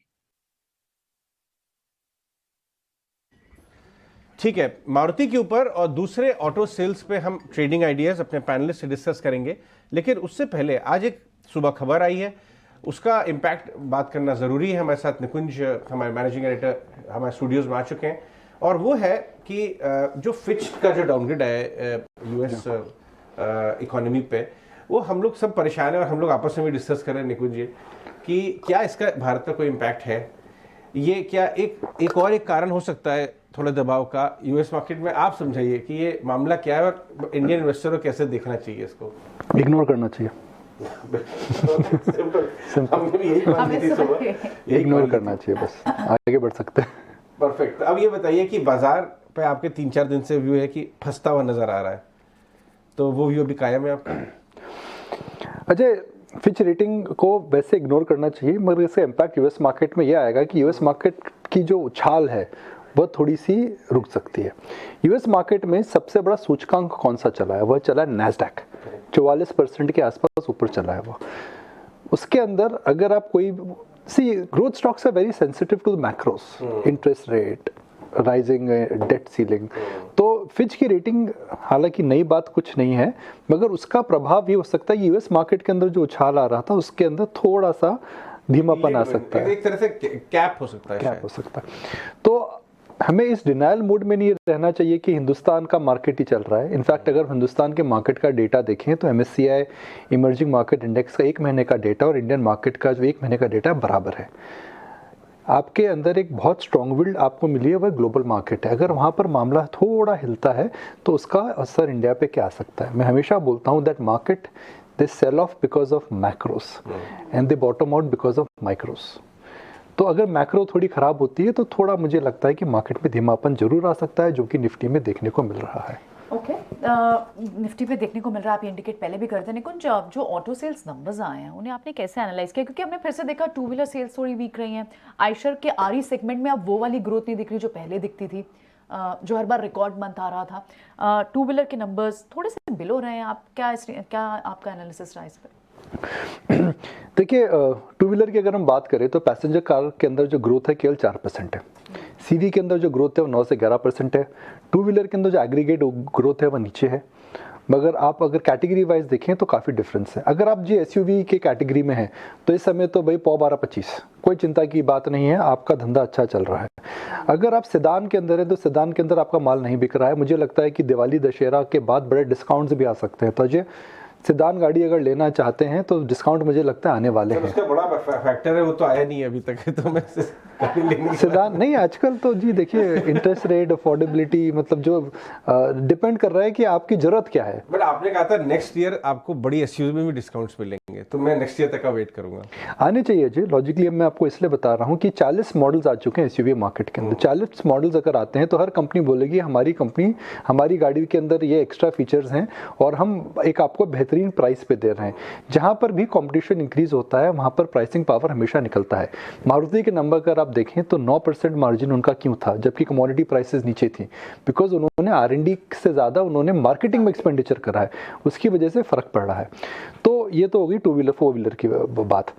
आती टू व्हीलर की बात, अभी तक तो नहीं लगता है जी भाई आयशर के धंधे में कोई होंडा और हार्ली की लॉन्च की वजह से असर पड़ा है। मगर आप देखें तो डार्क हॉर्स मेरे लिए टीवीएस है जिसने मार्केट शेयर गेन करा है। ईवी की सेल्स फ्लैट रही है, देखिए कितना होमवर्क करके आता हूँ मैं। ईवी की सेल्स फ्लैट रही है, कुछ ग्रोथ उसके अंदर नहीं आती है। और अगर आप देखें तो हीरो मोटरकॉर्प की डिक्लाइन है। हीरो मोटरकॉर्प कष्ट में है, इस समय समस्या से निकल रहा है, शायद नतीजे भी नहीं आए हैं, मुझे ही नहीं लगता उसके नतीजे अच्छे आएंगे बिकॉज उनके R&D एक्सपेंडिचर बढ़ रहा है। सीवी अप डाउन के अंदर है, उसके अंदर तो कोई समस्या नहीं है।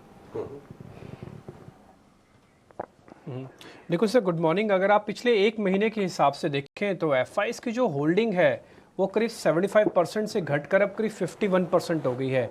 बट मार्केट के अंदर कोई मेजर क्रैक नहीं है। हम इसकी वेट कर रहे हैं या फिर क्रैक आएगा ही नहीं है, एफआईज को हम इग्नोर कर रहे हैं कि ठीक है आपकी होल्डिंग वटेवर जितनी भी रहे?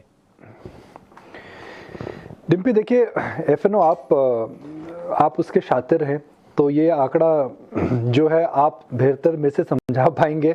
मगर मेरा ये मानना है कि डिम्पी मार्केट के अंदर ऐसा कोई अगस्त महीने के अंदर मुझे ट्रिगर नहीं दिख रहा है जिसकी वजह से अपसाइड मोमेंटम जनरेट हो।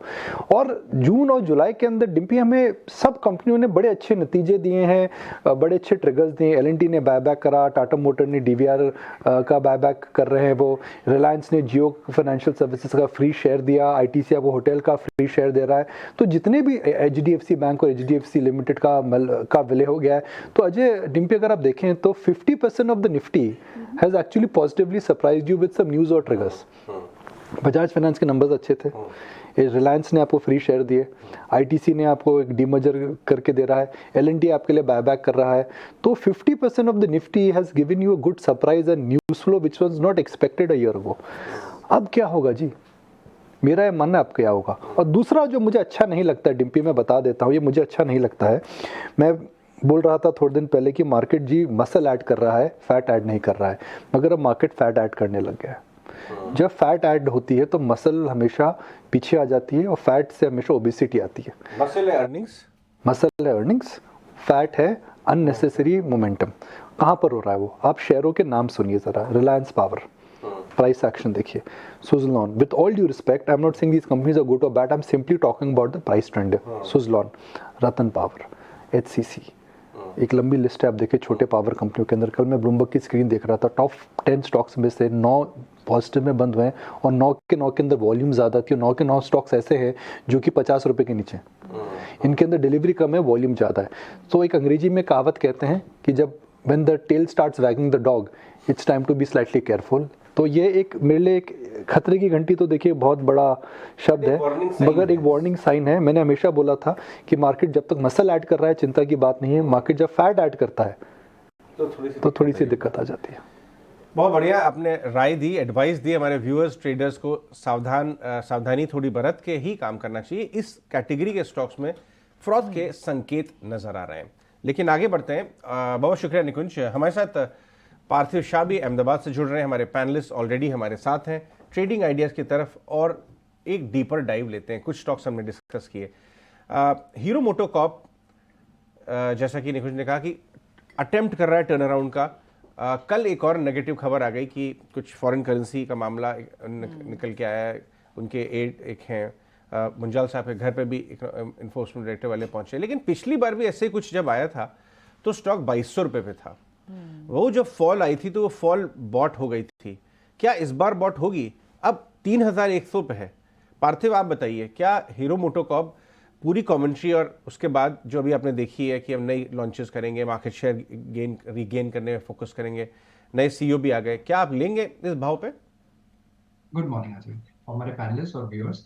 देखिए अजय, एक्चुअली मुझे याद है लास्ट टाइम जब ये ऐसी न्यूज आई थी और स्टॉक ने जब रिएक्ट किया था तब hero MotoCorp was coated around 15 times forward multiple, और आज की तारीख में मैं देखूं तो ये मल्टीपल काफी एक्सपैंड होके it is putting at around 19-20 times. तो ऐसा नहीं है कि वैल्यूएशंस में कोई चेंज नहीं है। और मुझे ऐसा लग रहा है कि कहीं ना कहीं जो निकुल सर ने बताया कि टीवीएस मोटर्स जो है वो काफी उन्होंने मार्केट शेयर गेन किया है। वो थर्ड था, लेगार्ड था, और जिस तरह से वो ग्रो कर रहा है डोमेस्टिक मार्केट में गोज टू शो कि कहीं ना कहीं हीरो मोटोकॉर्प जैसी कंपनी उनका मार्केट शेयर लूज करेगी।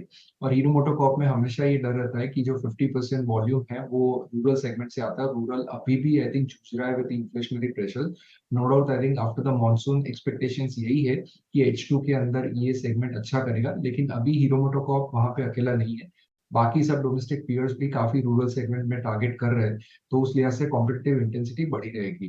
तो मुझे ऐसा लग रहा है कि यहाँ पे हीरो मोटोकॉर्प नहीं खरीदना चाहिए। ऐसे कोई ट्रिगर्स नहीं है कि जो रातों रात ये कंपनी को मैसिवली रीरेट करे। नो डाउट उन्होंने प्रीमियमाइजेशन पे फोकस किया है, लेकिन यहाँ पे अन्य कंपनीज ने भी काफी बड़ा फोरे किया है। तो we'll have to wait and watch and see कि कैसा ग्राउंड वो लोग कॉर्नर करते हैं ये सेगमेंट में। अगर प्रीमियमाइजेशन स्टोरी हीरो मोटोकॉर्प के लिए हिट होती है तो ही मुझे लग रहा है कि यहाँ से स्टॉक के लिए ट्रिगर रहेगा, otherwise I think investors are better to wait on the sideline and watch. ठीक है, जेंटलमैन हमारे साथ बने रहिए। एक और खबर आई है, आपको याद होगा प्रियंका, इस खबर पे हम लोग काफी दिन से बात कर रहे थे कि सांघी इंडस्ट्रीज एक टेक ओवर टारगेट है। हमने यहाँ ईटीना स्वदेश पे इसका एनालिसिस काफी पहले, बहुत महीने पहले कर बता दिया था, और वो फाइनली हो चुका है। लोगों ने इस पर ट्रेड किया निकले, क्योंकि ये मल्टी प्लेयर रेस बन गई थी, कौन लेगा, एकदम स्वयंवर जैसा हो रहा था। और फाइनली खबर ये आ रही है अभी जो खबरें इंटरनेशनल वायर्स से आ रही हैं कि अदानी ग्रुप जो है अंबुजा, देखिए हाँ रॉयटर्स ने डाली ये खबर कि Sanghi industries finally take over हो गया। पॉइंट ये है कि इसका तो हो गया टेक ओवर। मैं डिस्कस करना चाहता हूँ, हमारे साथ सीमा श्रीवास्तव जुड़ रही है एसएनसी से, कि दूसरे और कौन से कैंडिडेट्स हैं जो टेक ओवर कैंडिडेट्स हैं, और एमएनए किक ऑफ हो चुका है छोटे सीमेंट स्टॉक्स में। सीमा, बहुत बहुत शुक्रिया सुबह सुबह बात करने की हमसे। बताइए कौन से और स्टॉक्स आपको नजर आते हैं जो टेक ओवर कैंडिडेट्स दिखते हैं? Good morning to you and Priyanka too. Actually Sanghi industry की जो खबर है कि इसको काफी सारी कंपनियां इसको लेने के लिए होड़ में थी, जैसे पहले UltraTech cement, Dalmia Bharat, JK organisation, Nirma group और JSW cement. These are the companies जो कि पहले इसको लेने की होड़ में लगी हुई थी।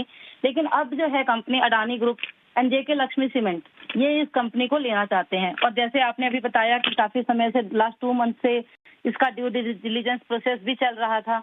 लेकिन क्वेश्चन सबसे बड़ा ये है कि सांघी इंडस्ट्री की वैल्यूएशन इतनी बड़ी है, जो कि मीडिया की खबरों के हिसाब से देखें तो कम से कम 6000 करोड़ की वैल्यू के हिसाब से इसको रेट किया जा रहा है। मेरे हिसाब से ये कंपनी जो है, इसका 72% जो होल्डिंग है वो प्रमोटर की है, और 72% होल्डिंग में से 99% होल्डिंग इसकी प्लेज है।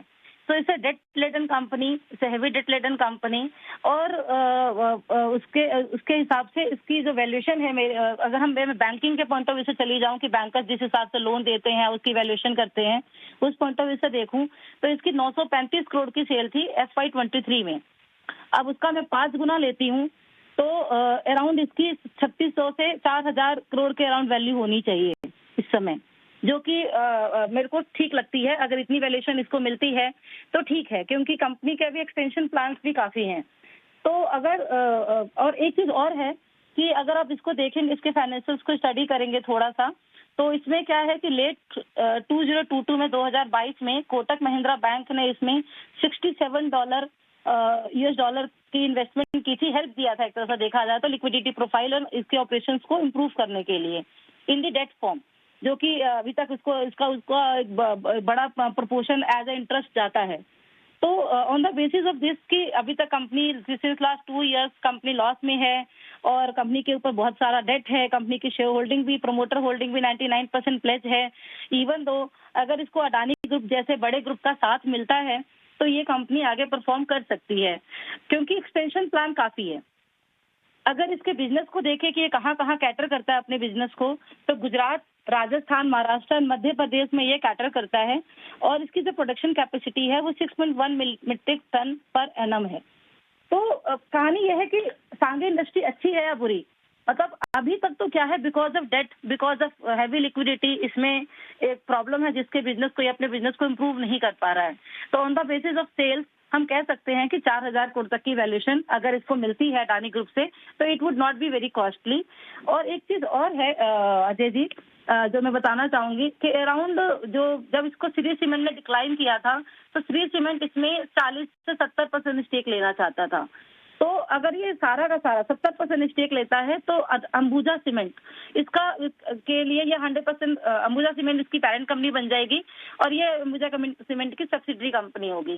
तो बिजनेस फ्रंट से जिस हिसाब से अडानी जी का एक आइडिया चल रहा है कि हम एसीसी और अंबुजा को मर्जर नहीं करेंगे, दोनों को इंडिपेंडेंट एंटिटी की तरह चलाएंगे, प्लस और भी कुछ एक्विजिशन करेंगे, तो अल्टीमेटली उनका जो रुख है वो इंडिया के सीमेंट सेक्टर को कैटर करना है इन अ हेवी वे। अभी तक अल्ट्राटेक सीमेंट है जो कि एक बहुत बड़ी कंपनी है। After this acquisition, even though ACC और अडानी के एसीसी अंबुजा के एक्विजिशन के बाद भी अडानी ग्रुप जो है वो एक सेकंड लार्जेस्ट सीमेंट कंपनी के रूप में उभर कर आई है।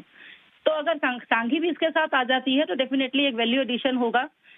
तो मेरे हिसाब से मैं इसको थोड़ा पॉजिटिव देख रही है for the Sanghi industry and for the Ambuja group 2, Ambuja cement 2 और Adani group 2। Over to you. ठीक है सीमा जी, 95 पे बंद हुआ है सांघी इंडस्ट्रीज, तो आज रिएक्शन काफ़ी स्ट्रॉन्ग आ सकता है क्या? और अंबुजा पे इसका कितना फ़र्क पड़ेगा? मैं प्राइस एक्शन के हिसाब से पूछ रहा हूँ मार्केट में। बिल्कुल आ सकता है। लास्ट 1 मंथ से मैं इसका देख रही हूँ, इसका जो मूवमेंट है अराउंड 29% ये 1 मंथ से मूव कर गया विद दिस न्यूज। तो यार न्यूज ऑलमोस्ट जब ये फ्लैश हो जाएगी फाइनली ऑन दी मतलब सोर्सेज के साथ कि कितना रेशो होगा और कितना परसेंटेज होगा और क्या मतलब इसका ओपन ऑफर के पॉइंट ऑफ व्यू से कितनी वैल्यूएशन मिलेगी, उस पॉइंट ऑफ व्यू से देखें तो डेफिनेटली एक स्पाइक आएगा आज, but that spike may be fizzle out during the rally during the day. तो आज की डेट में मेरे हिसाब से तो इसमें प्रॉफिट बुक करके चलना चाहिए और उसके बाद से जब इसका एक सिनर्जी मर्जर का डिसाइड हो जाए, एक्विजिशन का डिसाइड हो जाए, तो उसके बाद से फिर शेयर होल्डर को इसमें सारी कंडीशन को देखते हुए पोजीशन बना सकते हैं। प्लस एक चीज और भी है कि सांगी इंडस्ट्री क्या है ना कि एक्सपेंशन फुट पे भी जा रहा था स्लोली स्टीडली, तो अगर उस एक्सपेंशन फुट पे अगर वो इंडिपेंडेंट एंटिटी की तरह था और तब वो एक्सपेंशन फुट पे जा रहा था और सेम चीज अगर अंबुजा के साथ रह के भी कैरी ऑन रहता है तो इसके financials over the timing improve हो सकते हैं। थोड़ा इसके पर बर्डन ये है कि इसके पास पावर एंड फ्यूल का कॉस्ट बहुत हाई रहता है 79%, एंड फाइनेंस कॉस्ट का जो है उसका बर्डन बहुत ज्यादा रहता है। तो बड़े ग्रुप में आने से क्या होगा, इसका जो कॉस्टिंग है वो कम ठीक है सीमा जी, बहुत बहुत अच्छा लगा आज से आप बातचीत करके और आपने अच्छे से डिटेल में सारी स्टडी करके बता दिया कि एक्चुअली इस सीमेंट कंपनीज के लिए एक बेनिफिशियरी हो सकता है। बहुत शुक्रिया, थैंक यू वेरी मच आज समय देने के लिए। आगे बढ़ते हैं, इसी तरह की एक और बेहतरीन फंडामेंटल कॉल भी आपका इंतजार कर रही है। मुनाफी का फंडा देखते हैं।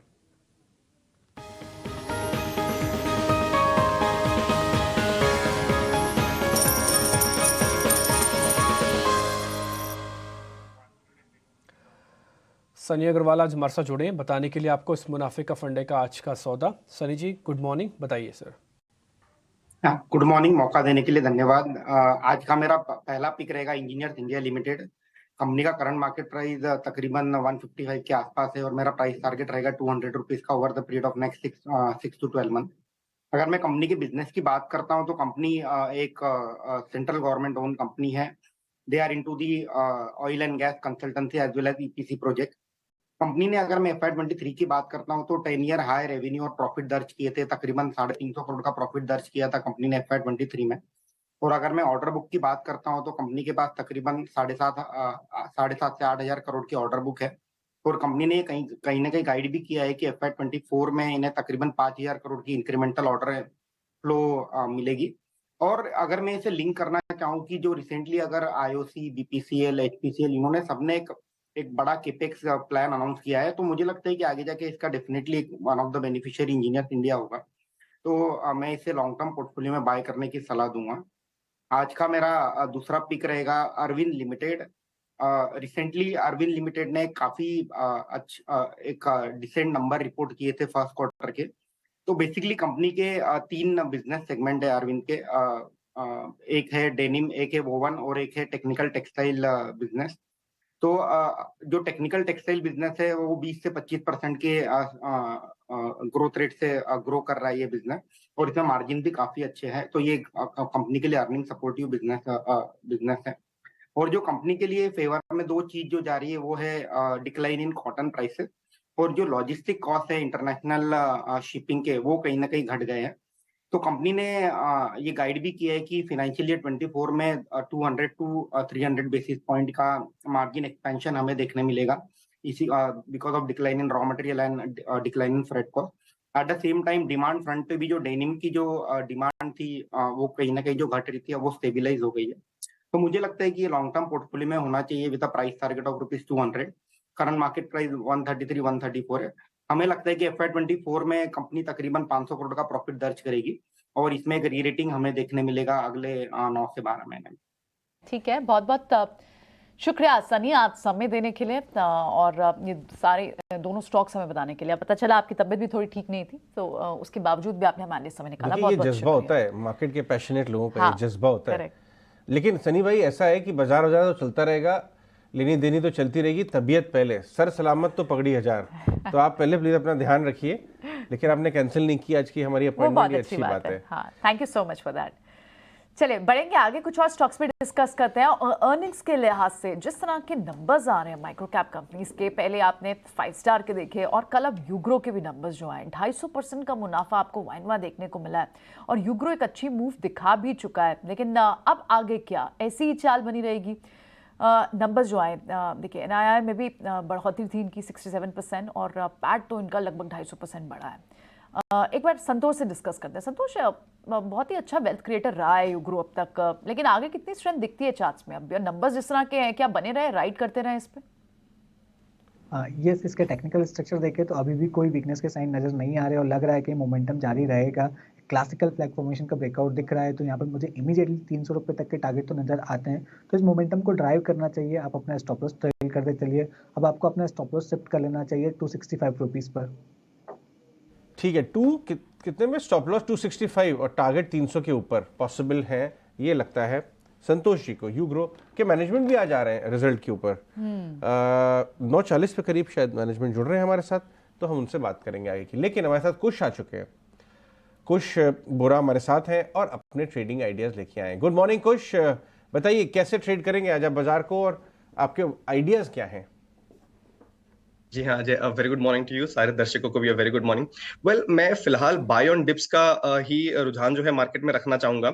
आज जो हमें एक हल्का सा गैप डाउन ओपनिंग अगर मैं कह सकूं, गिफ्ट निफ्टी जो बता रहा है, ये एक्चुअली क्वाइट फेवरेबल है, बिकॉज अगर आप ऑप्शंस डेटा देखें और टेक्निकल सेटअप देखें, so we were closer to the resistance than to the support. तो अब यहाँ पे हम थोड़ा सा सपोर्ट के पास अगर खुलते हैं तो मेरे लिए रिस्क रिवॉर्ड रेशियो फेवरेबल हो जाता है। सपोर्ट जोन जो है मेरे लिए निफ्टी के लिए वो 19500 से 19600 के जो लेवल्स हैं ये रहेंगे। पुट ऑप्शन में भी बहुत अच्छा स्ट्रॉन्ग बेस यहाँ पे बना हुआ है। ऑन दी अपसाइड 19900 एंड 20000 के जो लेवल्स हैं ये एज अ रेजिस्टेंस है। सो एज आई सेड, अगर हम थोड़ा नीचे खुलते हैं तो यहाँ पे डेफिनेटली एक रिस्क रिवॉर्ड रेशियो जो है ये फेवरेबल हो जाएगा। बट यही सलाह रहेगी कि खुलते पे तुरंत ना लें, थोड़ा मार्केट को सेटल होने दें। जैसे ही हमें 15 मिनट या आधे घंटे में एक अपटिक दिखता है तब हम एक फ्रेश लॉन्ग पोजीशन इनिशिएट करेंगे। बैंक निफ्टी में भी फेयरली सिमिलर व्यू, 41500 का सपोर्ट, 45900 का रेजिस्टेंस, यहाँ भी बाय ऑन डिप्स की ही व्यू रहेगी। जहां तक स्टॉक स्पेसिफिक एक्शन की बात है, 2 पिक्स हैं मेरे, दोनों ही ऑन द बाय साइड हैं। पहला है HCL tech. I know US में जो फिच ने डाउनग्रेड किया है रेटिंग का, उसकी वजह से हो सकता है कि शायद थोड़ा सा हमें कट्स के साथ आईटी स्टॉक्स ओपन होते हुए नजर आए। बट मेरे लिए ये अभी भी बाय ऑन डिप्स का ही व्यू रहेगा on the entire IT pack. And HCL Tech, as it has been for a very long time, will remain one of our top picks. So HCL Tech buy करें 1120 के stop loss के साथ, 1160, 1185 ये आपका target रहेगा। जो मेरा दूसरा पिक है दैट इज दीपक फर्टिलाइजर्स। पूरी फर्टिलाइजर पैक में एक अच्छी सी बाइंग इंटरेस्ट नजर आ रही है। दीपक फर्टिलाइजर एक की रेजिस्टेंस जोन के ऊपर क्लोज हुआ है कल, तो मेरे हिसाब से यहाँ पे 570 और 590 के टारगेट्स के लिए बाय करें। 540 ये आपका स्टॉप लॉस रहेगा। एंड एज अ डिस्क्लोजर, ये कॉल्स जो है ये हमने हमारी एडवाइजरी सर्विस में क्लाइंट्स के साथ डिस्कस किए।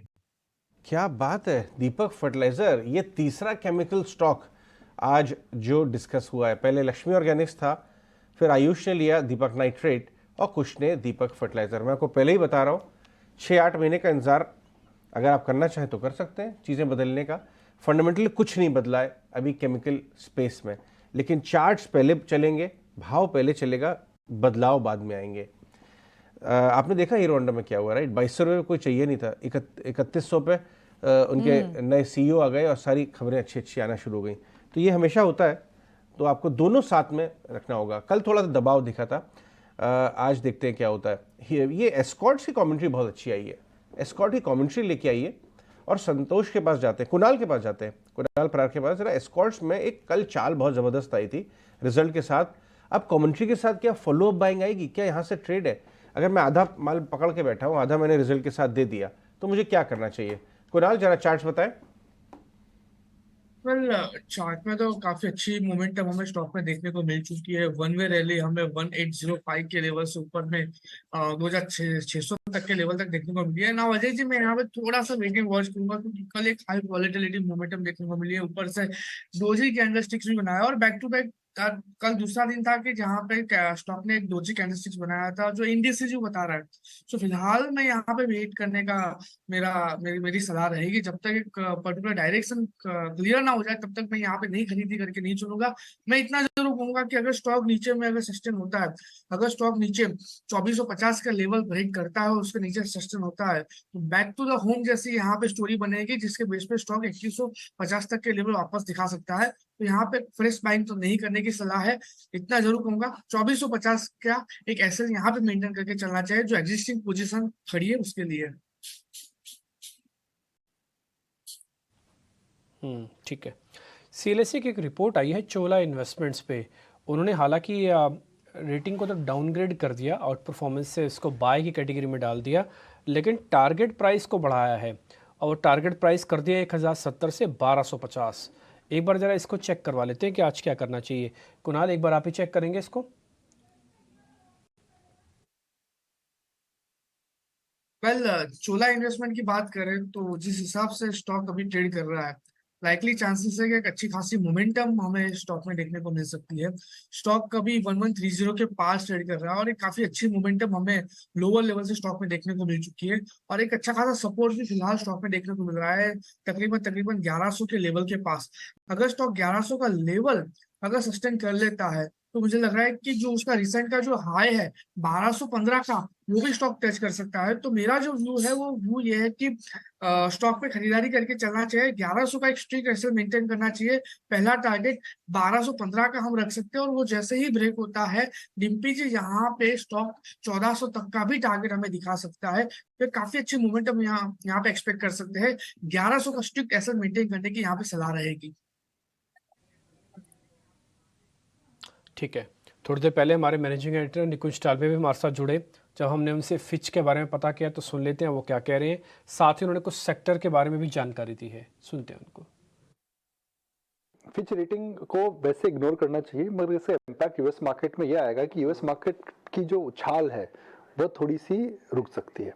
यूएस मार्केट में सबसे बड़ा सूचकांक कौन सा चला है? वह चला नैस्डैक, 44% के आसपास ऊपर चला है वो। उसके अंदर अगर आप कोई growth stocks are very sensitive to the macros, interest rate, rising debt ceiling. तो फिच की रेटिंग हालांकि नई बात कुछ नहीं है, मगर उसका प्रभाव ये हो सकता है यूएस मार्केट के अंदर जो उछाल आ रहा था उसके अंदर थोड़ा सा धीमापन आ सकता। तो हमें इस डिनायल मोड में नहीं रहना चाहिए कि हिंदुस्तान का मार्केट ही चल रहा है। इनफैक्ट अगर हिंदुस्तान के मार्केट का डेटा देखें तो MSCI इमर्जिंग मार्केट इंडेक्स का 1 महीने का डेटा और इंडियन मार्केट का जो 1 महीने का डेटा बराबर है।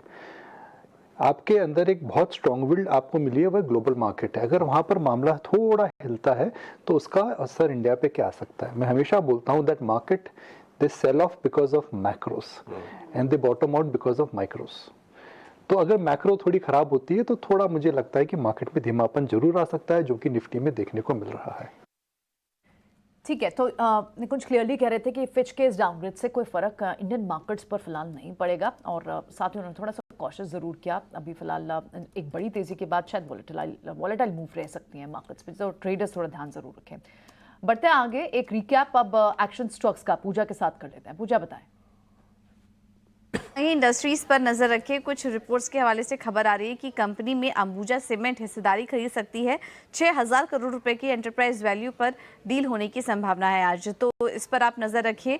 इसके अलावा पीवीआर भी फोकस में रहेगा। यहाँ पर नतीजे आए थे और जो कमेंट्री आ रही है मैनेजमेंट की वो भी काफ़ी पॉजिटिव है। उनका कहना है कि तीसरी तिमाही में जो एड रेवेन्यू है वहाँ पर सुधार देखने को मिलेगा क्योंकि फेस्टिव सीजन का भी समय रहेगा और इसके अलावा दूसरी तिमाही में भी मंथ ऑन मंथ अगर देखेंगे तो अच्छी रिकवरी होने का अनुमान बताया जा रहा है क्योंकि मूवीज का जो लाइनअप है वो काफ़ी स्ट्रॉन्ग नजर आ रहा है, तो पीवीआर फोकस में रहेगा। इसके अलावा कुछ नतीजों पर भी नजर रखिए। बिकाजी के नतीजे काफ़ी स्ट्रॉन्ग नजर आ रहे हैं। आय में 15% की ग्रोथ, मुनाफा 156% बढ़ा है कंपनी का। अनंतराज में भी एक्शन दिख सकता है। मजबूत नतीजों के चलते आय में 98% की ग्रोथ कंपनी ने दर्ज की है और यूग्रो कैपिटल भी फोकस में रहेगा। ब्याज से आय में 60% से ज़्यादा की ग्रोथ और मुनाफे में 245% की ग्रोथ कंपनी ने दर्ज की। शुक्रिया पूजा ये सारे स्टॉक्स हाईलाइट करने के लिए। तो नंबर्स जहाँ जहाँ अच्छी आई हैं उन ट्रेड्स को हमने डिस्कस भी किया। कुछ और स्टॉक्स रह गए उन्हें आगे डिस्कस करते हैं, लेकिन इस बीच आज के लिए क्या बड़ी खबर है, एक बार शरद से जुड़ जाते हैं, हमारा खास सेगमेंट।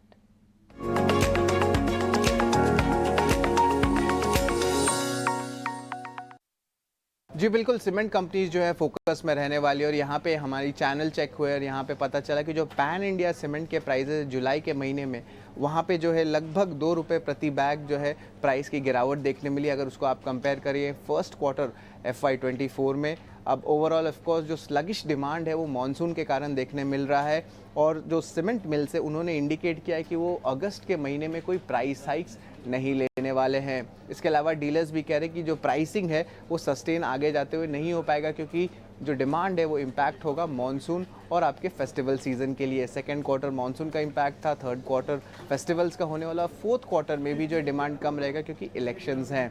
इसके अलावा जो है नॉर्थ और वेस्टर्न रीजन्स में जो है प्राइस हाइक हुए हैं लगभग 2 से लेकर 6 रुपये प्रति बैग पे। और अगर आप बात करें साउथ ईस्टर्न और सेंट्रल जोन्स में तो वहाँ पे प्राइस रिडक्शन हुई है लगभग 3 रुपये से लेकर 6 रुपये प्रति बैग पे।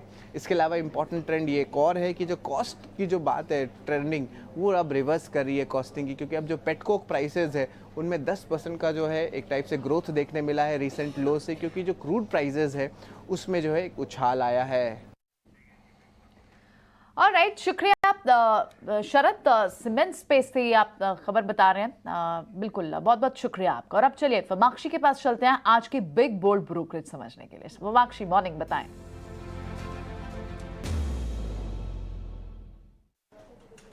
जी बिल्कुल, आज का बिग बोल्ड ब्रोकरेज है कैन फिन होम्स के ऊपर। हम देख रहे हैं कि मॉर्गन स्टैनली की तरफ से रिपोर्ट आ रही है और ये हाईलाइट कर रहे हैं कि इन्वेस्टर्स का कॉन्फिडेंस रीगेन करने में कंपनी को शायद थोड़ा समय लग सकता है। हाल ही में हमने देखा था एक फ्रॉड रिपोर्ट हुआ था कंपनी के अंबाला ब्रांच से और ओवरऑल मॉर्गन स्टैनली का कहना है कि ये एक आइसोलेटेड इंसिडेंट के रूप में वो दिखते हैं और ओवरऑल उनका मीडियम टर्म आउटलुक जो है वो स्टॉक पर ये बदल नहीं रहे हैं। ओवरऑल ये कंफर्ट ड्रॉ कर रहे हैं क्योंकि कैन फिन होम्स के जो ROE है ये कंसिस्टेंटली हाई रहे हैं पिछले कुछ सालों में।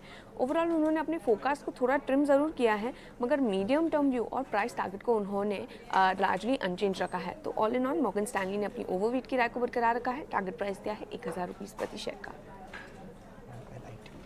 कैन फिन होम्स की गिरावट को खरीदारी का मौका समझें और ये जितने भी इश्यूज आजकल दबाव डाल रहे हैं कैन फिन होम्स में, छोटे कुछ फ्रॉड के इशू मामले, मॉर्गन स्टैनली का ऐसा कहना है कि इनका ट्रैक रिकॉर्ड कंपनी का काफ़ी अच्छा है, तो 1000 रुपये का टारगेट उन्होंने डाला है। क्विक 4 मिनट रह गए, जल्दी से एक राउंड ऑफ कॉल्स ले लेते हैं। संतोष बताइए, कैन फिन होम्स इस भाव से लेंगे या किस लेवल्स पे एंट्री करनी चाहिए? मुझे लगता है थोड़ा सा और इंतजार करना चाहिए। नीचे आपको 680 के आसपास मिलता है तो वो एक बहुत अच्छी अपॉर्चुनिटी रहेगी। तो अभी और करेक्शन की गुंजाइश है। व्यू लॉन्ग टर्म बुलिश है बट अभी शॉर्ट टर्म में थोड़ा सा वीकनेस देखने को मिल रही है, तो 680 का वेट करना चाहिए। ये टाटा केमिकल ने अभी भाव घटाए हैं कुछ अपने इंपॉर्टेंट प्रोडक्ट्स के। टाटा केमिकल में अच्छी चाल आई है, शुरू हो गई थी 3-4 दिन से। क्या ट्रेड बन रहा है देख के बताएं आयुष। जी, टाटा केमिकल में हम देखेंगे तो पिछले 3 दिन में बहुत अच्छी रैली हो चुकी है और हमें लग रहा है थोड़ा सा साइडवेज हो जाएगा। इसमें जो बड़ा रेजिस्टेंस जोन है वो है 1085 का। जैसे ही स्टॉक 1085 के ऊपर निकल के ट्रेड करता है हम इसमें आने वाले दिन में 1115 से 1120 के लेवल्स भी देख सकते हैं। और जो इसमें नीचे का सपोर्ट जोन है वो है 1065 के आसपास का, जो short term support zone. Got it. आज टाइटन के रिजल्ट्स भी आएंगे। पार्थिव, आप टाइटन पे 3000 के भाव पे क्या वैल्यूएशन बन रहा है आपके हिसाब से? ये आज रिजल्ट्स पे भी उम्मीदें तो बढ़ी हुई हैं काफी ज्यादा Q1 अपडेट्स को देख के। क्या व्यू है? आई थिंक इसमें कोई दो राय नहीं है कि valuation at a trail multiple of 80 price to earning multiple ये एक एक्सपेंसिव स्टॉक है। लेकिन आई थिंक अगर टर्मिनल वैल्यू के हिसाब से देखें तो मार्केट हमेशा इन तरह के स्टॉक्स को आने वाले 3-5 साल के जो ग्रोथ पैरामीटर्स है उस पर वैल्यू करता है। और मुझे कोई दो राय नहीं है कि टाइटन जैसी कंपनी जिस तरह के कंजम्पशन थीम बढ़ रही है और ज्वेलरी सेगमेंट में टाइटन काफी इनोवेटिव हो रहा है, तो उस लिहाज से ये सेगमेंट काफी बड़े पैमाने पे ग्रो होगा और Titan can easily pencil in a growth factor of anywhere between 15 to 20% for the next 5 years। तो उस लिहाज से हम प्रोजेक्ट कर सकते हैं कि इसका सेल्स ग्रोथ कहाँ पे जा सकता है। और अभी के अगर एबिटा मार्जिन्स एक्सट्रापोलेट करे तो फॉरवर्ड बेसिस पे ये एज अ कंजम्पशन स्टॉक इतना एक्सपेंसिव नहीं लगेगा। नो डाउट आई थिंक अभी ट्रेल मल्टीपल पे it will look very expensive. और टाइटन में हमेशा जब भी 5-10% का करेक्शन आता है तो हमेशा एक अच्छी अपॉर्चुनिटी बनती है। May be it is because of 1 or 2 bad quarters, लेकिन इन्वेस्टर्स को हमेशा टाइटन में जब भी कोई करेक्शन आता है due to any particular quarterly results या कोई slow down in the sales, तो वहां पे लैचअप करना ही चाहिए। ये बहुत अच्छी कंपाउंडिंग स्टोरी यहाँ से भी बन सकती है। ठीक है, ऑलराइट। तो आपको थोड़ी सी करेक्शन में मिले तो आपको ये स्टॉक लेना चाहिए, बाय ऑन डिप्स की सलाह रहेगी टाइटन पे। लेकिन कुछ और स्टॉक्स, क्योंकि सारे केमिकल स्पेस में अच्छा मूव है, 200 DMA के ऊपर नवीन फ्लोरीन भी है, वहां पर भी अच्छी मूव है। इनफैक्ट फार्मा स्पेस में, लेकिन MNC फार्मा इनमें अच्छी मूव अभी तक नहीं आई थी, पर फाइजर जैसे स्टॉक्स में 200 DMA के ऊपर ट्रेड करने पर क्या यहाँ ट्रेड पॉसिबिलिटीज दिख रही हैं? सुमित आप बताएं एक बार फाइजर के चार्ट चेक करके। अभी आपने जो बोला कि 200 मूविंग एवरेज, बिल्कुल, लेकिन यहाँ पे एक रेजिस्टेंस भी है 4070 के अराउंड। परसों के सेशन में भी यहीं से रिजेक्शन मिला था और टाइप ऑफ इन्वर्टेड हैमर मिला था, लेकिन कंफर्मेशन अभी भी बाकी है, तो वेट कीजिए। 4070 के अबव क्लोजिंग बेसिस पे आ रहा है तो फिर आप यहाँ पे बाय का चीज कीजिए। ओके, ठीक है। तो मार्केट्स अब लॉक हो चुके हैं। एक बार पहले जरा इंडाइसिस को चेक कर लेते हैं। निफ्टी, बैंक निफ्टी और सेंसेक्स तीनों आप दिखा सकते हैं। पहले आप निफ्टी अपनी स्क्रीन पर देख पा रहे हैं, ये 78 पॉइंट डाउन है, लेकिन अपने सपोर्ट के ऊपर है। ये सपोर्ट इसका है 19,600 से 500 वाली पूरी रेंज का एक सपोर्ट है। चोला इन्वेस्टमेंट्स के बारे में हम बात कर रहे थे, वो आज करीब 2.5% नीचे खुलेगा। सांगी और अंबुजा सीमेंट की चर्चा हमने थोड़ी देर पहले की थी, आप सांगी को भी दिखा सकते हैं, एक बार अंबुजा को भी दिखा सकते हैं। इसके अलावा आज आप अगर ध्यान रखना होगा तो IT कंपनीज पे ध्यान रखें, कल इनका काफ़ी स्ट्रॉन्ग मूव था, खासकर इन्फोसिस पे। 2 फार्मास्यूटिकल कंपनीज, खासकर उसमें डॉक्टर रेड्डीज ध्यान रखिएगा, उसका ADR वगैरह ठीक बंद हुआ है, आज वो अच्छी ओपनिंग कर सकता है। इन शेयर्स पर भी आप ध्यान रख सकते हैं। अडानी ग्रुप के शेयर में से अडानी एंटरप्राइजेस पे भी ध्यान रख सकते हैं, कल वो 2500 के आसपास था, आज उसी सेक्टर से जुड़ी हुई एक खबर भी है। 8 सेकंड बाद मार्केट खुल जाएंगे। एडवांस डिक्लाइन कम से कम होना चाहिए, 800-900 शेयर तो होने ही चाहिए एडवांसेस के अंदर, भले आज हम गैप डाउन क्यों ना कर रहे हैं। तो आपके पास जो एडवांस डिक्लाइन आया है वो करीब 950 शेयरों का ही है डॉट, 450 शेयरों के अंदर इस समय गिरावट है। थोड़ा प्रेशर हो सकता है, पहले एक आधे पौने घंटे में बना रहे। ये एक सबसे आसान तरीका होता है आप चेक करने का कि ओवरऑल मार्केट में ओपनिंग कैसे हुई है। और अभी 84 पॉइंट का नुकसान है, 600 का अहम सपोर्ट है, FIs की होल्डिंग थोड़ी कम है, सावधानी के साथ ट्रेड करने की ज़रूरत है। बैंक निफ्टी ज़्यादा कट के साथ है, करीब 0.5%, और ये अपने क्रिटिकल सपोर्ट के पास है 45,300। अगर ये गया तो डॉट 4500 भी आएगा, क्योंकि ये एक तरह का प्रेशर बनाएगा उन लोगों के ऊपर जिनके स्टॉप लॉसेस लगे हुए हैं 45,300 पे। अब आ जाते हैं फटाफट से कि आज लूजर्स कौन कौन से हैं। IT कंपनीज को फटाफट आप पहले दिखा सकते हैं, TCS, SCL टेक, इन्फोसिस, ये सभी के सभी शेयर्स नुकसान में होंगे। साथ ही साथ आप देखिएगा हीरो मोटोकॉर्प, यहाँ पर भी करीब 2 से 2.5% तक का आपको नुकसान दिखेगा। वजह आपको पता ही है कि ED की रेड वगैरह हुई थी, आज भी सेकेंड डे है जब इसके अंदर प्रेशर देखने को मिल रहा है। रिलायंस इंडस्ट्रीज, L&T और HDFC बैंक, इन तीनों का भी आप शुरुआत में दिखाइए, इनकी जरा वेटेज बहुत ज़्यादा है, इसलिए तीनों जैसे मूव करेंगे वैसे काम करेंगे। रिलायंस इंडस्ट्रीज में हल्का नुकसान, L&T में 1% का और HDFC बैंक पे करीब 1% का। HDFC की वेटेज होने की वजह से आज बैंक निफ्टी पे भी ज़्यादा नुकसान है। ICICI और एक्सिस भी मार्केट्स में प्रेशर बनाते दिख रहे हैं। अब आप जरा एडवांस डिक्लाइन को गौर से देखिए, अब आपको दिखेगा 800 वर्सेस 800, यानी कि जो शुरुआत में आपको थोड़ा एक एज मिला था, मार्केट उसको धीरे धीरे करके तोड़ रहा है। 1 मिनट के लिए आप बैंक निफ्टी को वापस से स्क्रीन पे लेके आ सकते हैं। बैंक निफ्टी अपने क्रिटिकल 300 के आसपास है, ये ब्रेक हुआ तो आज HDFC बैंक और बैंक निफ्टी दोनों आपको प्रेशर है या फिर एक मौका भी दे सकते हैं जहां पर आप ट्रेड ले सकते हैं। इसके अलावा कुछ एक शेयर्स जो काफ़ी अच्छा चल रहे थे जैसे टाटा केमिकल्स वगैरह, आज उसके अंदर भी प्रॉफिट बुकिंग आ रही है, थोड़ी देर पहले हमने उसके बारे में भी जिक्र किया था। अब जरा हीट मैप से ओवरऑल पिक्चर समझ लेते हैं बाजार की कि इस समय की सिचुएशन क्या कह रही है। आज देखेंगे आपको लाल निशान हीट मैप पर थोड़ा ज़्यादा दिख रहा होगा, और आप शुरुआत में सिर्फ एक एशियन पेंट और ब्रिटानिया जैसे शेयर्स को देख पा रहे होंगे जो हल्के से हरे निशान में हैं और उनमें भी परसेंटेज गिन कुछ खास नहीं है। लेकिन गिरावट में आपको बजाज के दोनों शेयर्स, अडानी एंटरप्राइजेस करीब 0.5% नीचे है, अपोलो हॉस्पिटल, एक्सिस बैंक और डीवी स्लैब जैसे शेयर्स के अंदर प्रेशर है। डीवीस के अंदर कल से ही प्रेशर बनना शुरू हो गया था, आज ये कंटिन्यू कर रहा है सेकेंड डे, तो इसलिए थोड़ा ध्यान रखिएगा। और इसके उलट आज जो ऑयल मार्केटिंग वाली कंपनीज है जैसे BPCL और ऑयल से जुड़ी हुई कंपनी एशियन पेंट्स, इन दोनों के अंदर थोड़ा स्ट्रेंथ है, इस पे आप ध्यान रख सकते हैं। जैसे से हीरो का नुकसान होता है वैसे से बजाज ऑटो को भी धीरे धीरे फायदा होता है। बजाज ऑटो आप देख पा रहे होंगे प्राइस में 5,000 के आसपास अभी पहुंचने की तैयारी कर रहा है। अब जरा छोटे मझोले शेयर्स का आकलन भी करेंगे और मेहमानों से कनेक्ट करके उनके जरा ओपनिंग ट्रेड भी हम समझ लेंगे। ये काम प्रियंका कर रही है। प्रियंका, राइट, बिल्कुल दिव्य। मिड कैप में हम अशोक लेलैंड और टीवीएस मोटर दोनों को देखें तो वहाँ पर आपको तेजी दिख रही है और कुछ एंसिलरी में आपको मदरसन जैसे इनकी सेल्स फिगर्स टीवीएस की भी अच्छी आई थी और इनफैक्ट अशोक लेलैंड वहाँ पर 1% की तेजी है।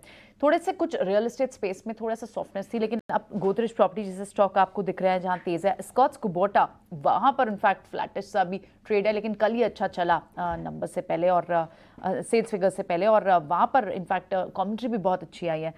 इसके अलावा जो मेटल काउंटर्स में हिंदुस्तान जिंक जैसे काउंटर्स हैं, जो काउंटर्स पहले फार्मा में सेकेंड लेग में चलना शुरू है, उनमें थोड़ी सी मोमेंटम आपको बेटर दिख रही है। लॉरस लैब जैसे काउंटर्स में आपको एक मूव दिख रही है और इसके अलावा आज IEX जैसे काउंटर्स में जहाँ अच्छा प्रेशर बन चुका है वहाँ पर आपको फ्लैट सा ट्रेड दिख रहा है। अदरवाइज बाजार दबाव में आपको मिड कैप के जो दूसरे बड़े काउंटर्स दिख रहे हैं उसमें केमिकल स्पेस से टाटा केमिकल, इस पे अच्छी खासी एक बुलिश व्यू बन रहा था, लेकिन अभी फिलहाल चार्ट्स पर थोड़ा अभी फिलहाल आज तो 3.5% के आप प्राइस हाइक बता रहे थे टाटा केमिकल्स पे, प्राइस कट्स इसलिए लॉन्ग स्टॉप लॉस लग गए बहुत जोर से।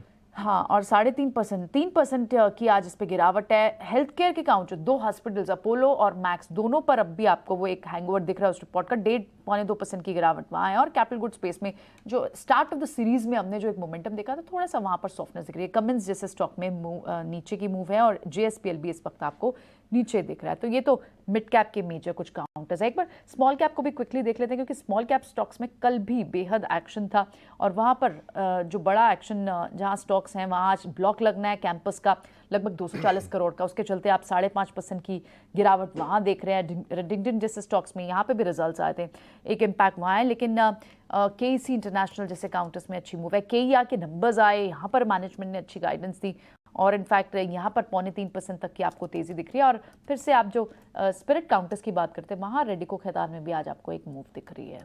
चलिए आगे बढ़ते हैं और कुछ ओपनिंग ट्रेड्स दे लेते हैं और ओपनिंग ट्रेड की शुरुआत हम करेंगे सुमित मूलचंदानी से। सुमित, बताइए आपका ओपनिंग ट्रेड क्या होगा आज? अभी डिस्कस कर रहे थे प्रियंका जैसे कि गैप डाउन हुआ है टाटा केमिकल में, लेकिन ये गैप डाउन मुझे लग रहा है कि एक अपॉर्चुनिटी है फिर से इस स्टॉक में बाय करने के लिए। तो करंट मार्केट प्राइस है 1044 के अराउंड, बिल्कुल आप इसे बाय कीजिए, एक्यूमुलेट कीजिए, स्टॉप लॉस रखिए 1025 का। मुझे लग रहा है कि ये कहीं ना कहीं 1100 के लिए अप्रोच कर सकता है। ठीक है, ये तो हो गया टाटा केमिकल्स पे। कुछ आपका ओपनिंग ट्रेड क्या होगा? तो एक अपडेट मैं बता सकता हूँ। पहला है, देखिए लेटेंट व्यू, इस स्टॉक में हमने बहुत ही अच्छा रिवाइवल देखा है 4 से 5 सेशंस पहले। मार्केट्स नीचे हैं लेकिन स्टॉक अभी भी स्ट्रेंथ बता रहा है, विच इज सजेस्टिंग कि यहाँ पे अपसाइड मोमेंटम जो है ये कंटिन्यू रह सकता है। इनफैक्ट मैं कहूंगा इसको आप 405 और 425 के टारगेट्स के लिए बाय करें और यहाँ पे स्टॉप लॉस जो है उसको 375 के करीब लेके चलें। और दूसरा जो है, not really trade but something that I would want to put on the radar, which is Canfin Homes. मैं जानता हूँ अभी थोड़ी देर पहले हमने इसका डिस्कशन किया था, बट देखिए जो लोस बने हैं 3-4 दिन पहले, even though the stock has gone sideways, ये 730 725 का जो बैंड है इसको ब्रेक नहीं कर रहा है for the last couple of sessions. So मेरे हिसाब से यहाँ पे बिल्कुल एक नजर होनी चाहिए, पोजिशनली सही, but I think this is a good time to at least start accumulating Canfin Homes. तो इस पे बिल्कुल नजर रखें एटलीस्ट जब तक 725 के लेवल्स स्टॉक होल्ड कर रहा है। परफेक्ट। कैनफिन होम्स में अभी बिग बोल्ड ब्रोकरेज भी हमने आपको बताई। कुणाल, आपका ओपनिंग ट्रेड? तो अजय जी 2 स्टॉक है। सबसे पहला स्टॉक शॉर्ट में होगा, औरो फार्मा, यहाँ से शॉर्ट करके चलने की सलाह है। स्टॉक अभी 820 के पास ट्रेड कर रहा है, प्रेजेंट लेवल पे ही हम शॉर्ट करेंगे। फ्यूचर 840 का ऐसा हम यहाँ पे मेंटेन करके चलेंगे। 800 का पहला टारगेट है वो जैसे ब्रेक करेगा, 780 का दूसरा टारगेट भी हमें देखने को मिल सकता है। दूसरा स्टॉक खरीदारी की ओर है, PPL करके एक स्टॉक है जो 194 के अराउंड ट्रेड कर रहा है। काफी अच्छा ब्रेकआउट कल के दिन में हमें देखने को मिला है और आज कैरी फॉरवर्ड भी कर रही है मोमेंटम। तो PPL 182 के एसएल के साथ हम बाय करेंगे। पहला टारगेट है 205 का है, 205 का है, और ये 205 का जैसे ही ब्रेक होता है अजय जी 220 का भी टारगेट हमें ये स्टॉक दिखा सकता है, यानी कि 13% की भी मोमेंटम हमें ये स्टॉक दिखा सकता है। तो PPL बाय कीजिए 182 के एसएल के साथ। ऑलराइट, ठीक है। ट्रेड्स बाकी संतोष और उससे भी ले लेते हैं। संतोष, बताएं आपके ओपनिंग ट्रेड्स। प्रियंका जी, मैंने सुबह एक मॉर्निंग में डीबी कॉप डिस्कस किया था, वो अभी ऑलमोस्ट 10% के सर्किट लगा के थोड़ा सा वो नीचे आया है, 8% ऊपर ट्रेड करा है। सिमिलर थीम पे मैं जागरण प्रकाशन के साथ जाना चाहूँगा। जागरण प्रकाशन का चार्ट स्ट्रक्चर भी काफ़ी अच्छा लग रहा है, इसमें बाइंग कर सकते हैं आप। 105 रुपये का स्टॉप लॉस रखिए, ऊपर में 116 रुपये तक के टारगेट नजर आ सकते हैं। आपका क्या होगा ओपनिंग ट्रेड?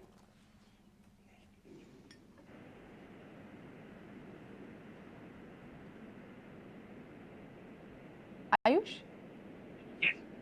मेरा एक ओपनिंग कमेंट्स को हमें शॉर्ट करने की राय देते हैं। टारगेट ऑफ 1825, इसमें जो स्टॉप लॉस लगाना है वो 925 पे रहेगा। और कमेंट्स हम देखेंगे आज इसका open is equal to almost high की तरफ ही है और नीचे में ट्रेंड लाइन सपोर्ट को तोड़ते हुए नीचे की तरफ चल रहा है और अपना 20 डे मूविंग एवरेज इसने अभी दिया है, तो एक शॉर्ट कॉल की राय है। ओके, ठीक है आयुष, बहुत शुक्रिया, थैंक यू वेरी मच आज समय देने के लिए। अच्छा लगा आपसे बातचीत करके। आगे बढ़ते हैं। दो ऐसे शेयर्स हैं जो कि स्लो मूवर तो कहलाते हैं, लेकिन आज स्टार्टिंग में दोनों का नंबर्स ठीक हैं और दोनों में बैक टू बैक बाइंग हो रही है। इंस्पाइट ऑफ दिस की बाजार वीक है। पहला शेयर है ONGC, दूसरा शेयर है कोल इंडिया। एक बार संतोष आप चेक करेंगे, ONGC और कोल इंडिया ये दोनों स्लो मूवर जाने जाते हैं। आज बाजार कमज़ोर है, कल की बढ़त को ये और कंटिन्यू कर रहे हैं।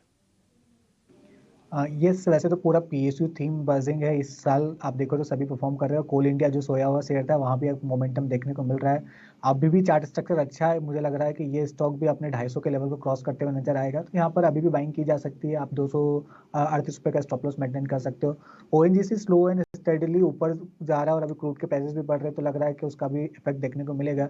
अभी लग रहा है कि स्टॉक 185 रुपीज़ तक के टारगेट दिखा सकता है, तो यहाँ पर भी आप खरीदारी कर सकते हो। यहाँ पर आपका स्टॉप लॉस रहना चाहिए 176 रुपीज़ का।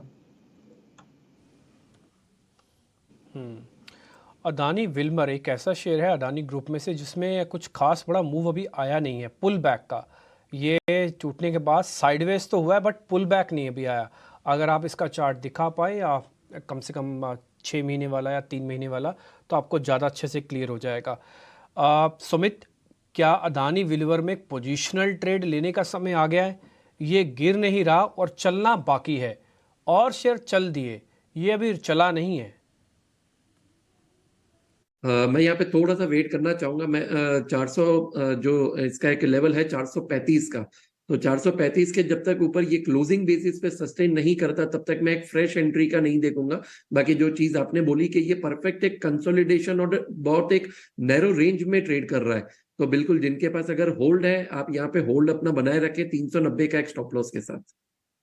आज थोड़े से मेटल काउंटर्स भी वीक हैं क्योंकि अच्छी खासी कई कितने 7-8 दिनों से चलने के बाद थोड़ा सा आज उसमें प्रॉफिट बुकिंग का ट्रेड भी दिख रहा है। पर इस गिरावट में कौन से मौके होने चाहिए खरीदारी के? अगर मेटल की मूव बनी हुई है कुछ, तो क्या टाटा स्टील या JSW स्टील, JSPL जैसे काउंटर कहीं कुछ ऐड करेंगे आप?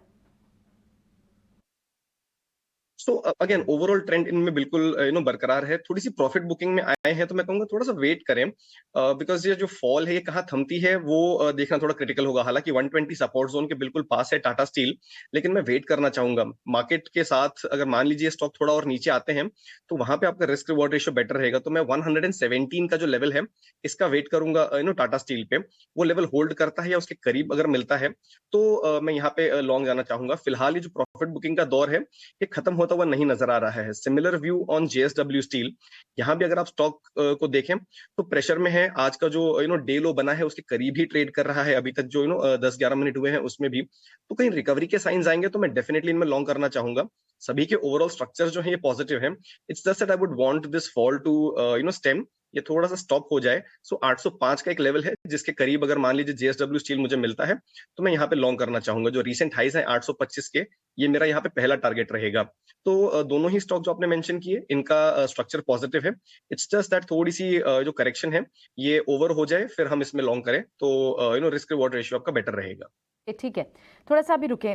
लेकिन इस बीच हमने जो 2 स्टॉक्स अभी थोड़ी देर पहले हाईलाइट भी किए थे, स्कॉट्स कुबोटा, नंबर्स अच्छे आए, अच्छी मैनेजमेंट कमेंट्स थे, और TVS मोटर पर निकुंज भी बता के गए थे कि एक डार्क हॉर्स हो सकता है। दोनों में ही फॉलो बाइंग आई है खुलने के बाद। इनफैक्ट आधे % या फिर फ्लैट खुले थे। अब दोनों में आप स्ट्रेंथ देखें, स्कॉट्स कुबोटा इस वक्त 2% तेज है और TVS मोटर में लगभग 1.5% की तेजी है।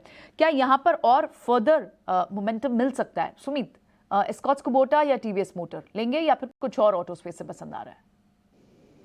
देखिए स्कॉट्स में मैं बोलूंगा जिनके पास होल्ड है बिल्कुल आप इसे राइड कीजिए ट्रेलिंग स्टॉप लॉस के साथ। लग रहा है कि यहाँ पे और भी अच्छा मोमेंटम क्रिएट हो सकता है, तो बिल्कुल आप यहाँ पे बने रहिए और यहाँ पे आप एक स्टॉप लॉस मेंटेन कीजिए बिलो द 2500 लेवल्स।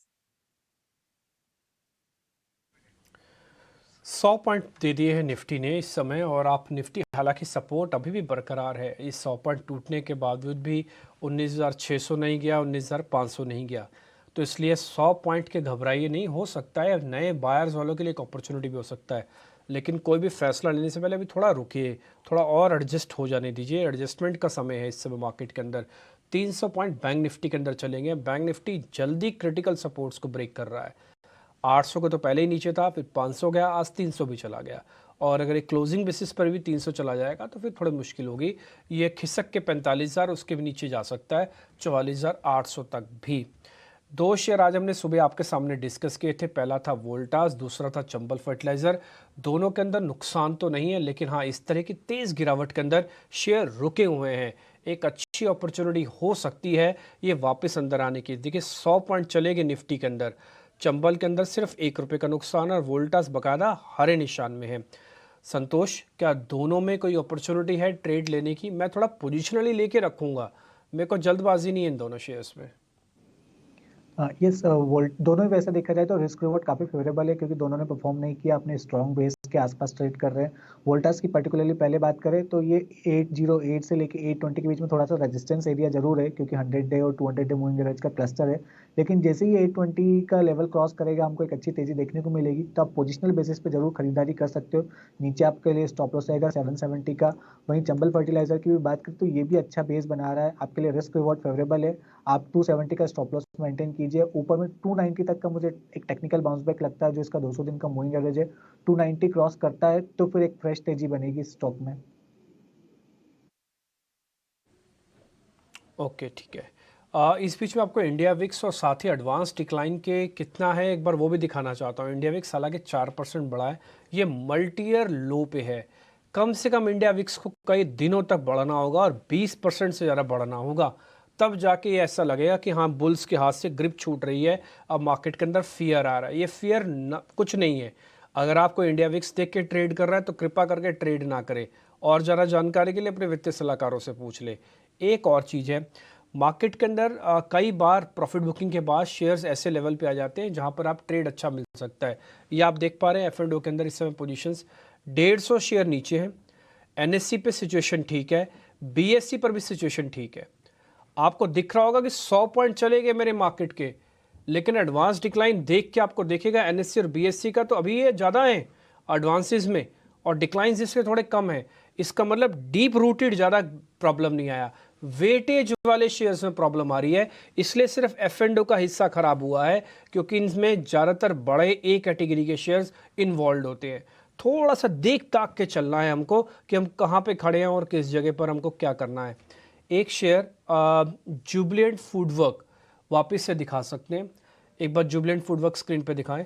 और सुमित, एक बार ज़रा ये क्वेश्चन आपसे है, क्या मैं इस चीज़ को इग्नोर कर दूँ कि इसके नंबर कैसे आए, इसकी कमेंट्री कैसे आए, सिर्फ रेट पे जाऊँ तो मेरे को सिग्नल मिल रहे हैं कि पुल बैक के, या नहीं मिल रहे सिग्नल? जी बिल्कुल, देखिए काफी time on just only on the base of technicals हम ट्रेड भी बिल्कुल लेते हैं। यहाँ पे आप बिल्कुल बाइंग एक अपॉर्चुनिटी देखते हैं। पिछले टाइम हमने जब इसका रेजिस्टेंस देखा था वो था 470 के करीबन, और इस बार भी आप देखेंगे तो pull back is the same area because previous resist will act as a current support. तो यहाँ पे बिल्कुल इससे सपोर्ट से एक परफेक्ट बाउंस दिया है। तो जैसे ही कल का रेजिस्टेंस क्रॉस होगा वो उसका एक 200 मूविंग एवरेज का लेवल है। तो आज के कल के क्लोजिंग के ऊपर अगर आज क्लोजिंग मिल रही है, बिल्कुल एक बाइंग अपॉर्चुनिटी है, उसको एक फ्रेश बाइंग आप देख सकते हैं। तो अगर ये कल के क्लोजिंग के ऊपर सस्टेन कर रहा है तो मेरा पहला टारगेट रहेगा 535 का और दूसरा टारगेट रहेगा 570 का यहाँ पे। ऑलराइट, तो जुबिलेंट फूड को आप यहाँ बाय करेंगे। आज भी 1% की गिरावट है। इसमें MSCI की इंक्लूजन पॉसिबल एक्सक्लूजन हो सकती है जुबिलेंट फूड पर, तो देखना होगा। थोड़ा सा दबाव में तो ये काउंटर है, लेकिन इस बीच जहाँ पर आज क्योंकि फार्मा काउंटर्स अच्छे चले थे और आज प्रॉफिट बुकिंग उनमें दिख रही है, चाहे डिवीज लैब जैसे काउंटर हो, सिप्ला जैसे काउंटर्स हो, और इनफैक्ट और फार्मा को तो अभी शॉर्ट भी करा रहे थे कुणाल परार, क्या कहीं पर मौका बाय ऑन डिप्स का भी बन रहा है? एक बार कुणाल से ही समझ लेते हैं। कुणाल, कोई और फार्मा काउंटर आप क्या शॉर्ट ही करेंगे या फिर कहीं एक्यूमुलेशन का भी मौका ढूंढ रहे हैं? वेल अभी फिलहाल एक्यूमुलेशन का कोई मौका नहीं ढूंढ रहा हूँ, क्योंकि काफी अच्छी बढ़त हमें रिसेंट डेज में फार्मा काउंटर्स में मिल चुकी है।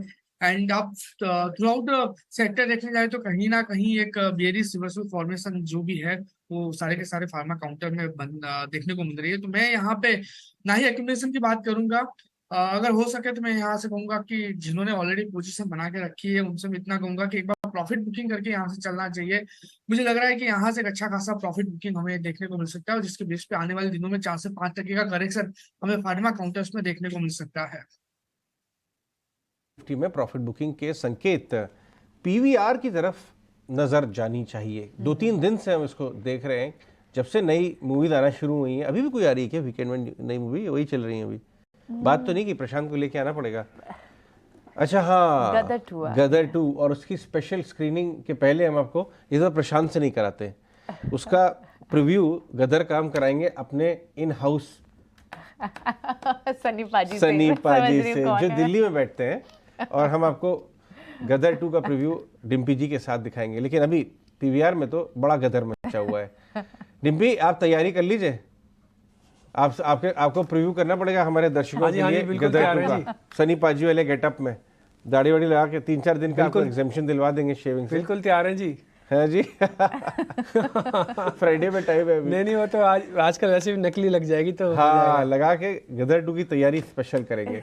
लेकिन स्टॉक में बड़ा गदर मचा है, पीवीआर में रुकने का नाम ही नहीं ले रहा है। कुछ आप बताइए, देखने जाएंगे आप गदर 2?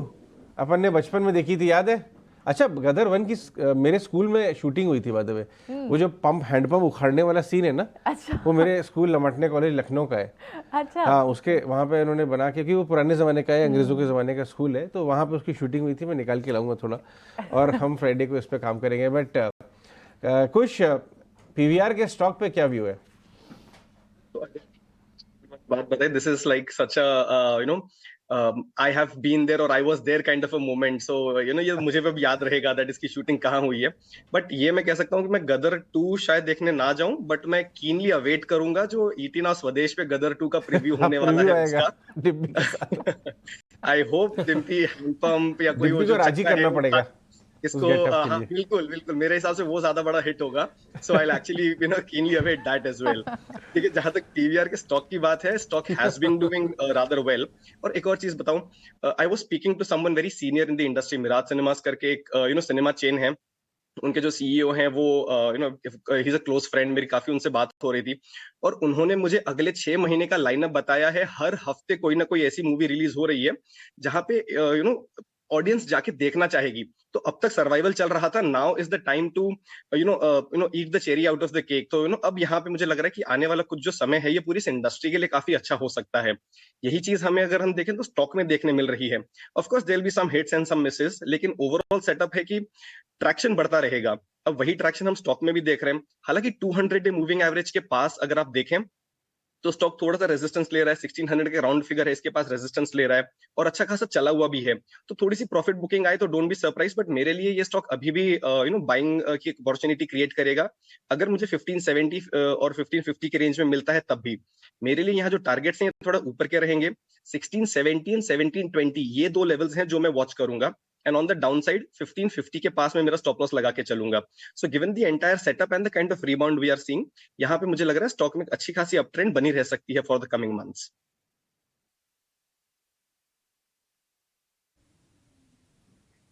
ओके, ठीक है, डन। तो एक पीवीआर पे शेयर पे ध्यान रखिएगा। वैसे भी 200 दिन का एवरेज इसने पार किया हुआ है और इंटरेस्टिंग प्ले है, बेस बना के रखेगा। और जो भी थोड़ी देर पहले कुछ बता भी रहे हैं कि लगातार कई अच्छी मूवीज आ सकती हैं, तो उसका बेनिफिट ज़रूर इस पर आता हुआ दिख सकता है।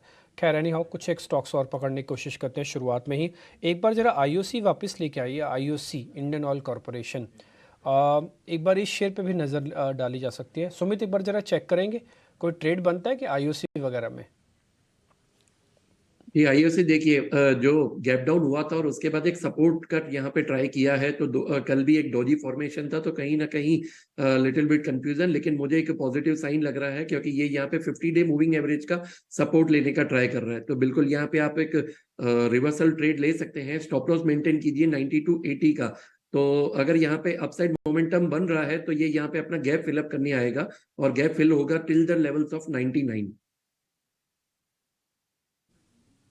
ठीक है, एक और शेयर है, शेयर क्या पूरा पूरा एक ब्रैकेट है। आज उसमें सांघी इंडस्ट्रीज वाली खबर और जुड़ गई, वो है अडानी ग्रुप के शेयर्स। ना जाने पिछले 2-3 दिन से ऐसा क्या हो रहा है, ये बाजार की गिरावट में पार्टिसिपेट नहीं कर रहे। अगर आपको यकीन ना हो रहा तो आप पिछले 3 दिन का इंडाइसिस सामने रखिए और इन सभी शेयर्स को एक बार अपने सामने रख लीजिएगा अडानी ग्रुप के, तो आपको दिखेगा इन्होंने आउट परफॉर्मेंस दिया इंडाइसिस को भी।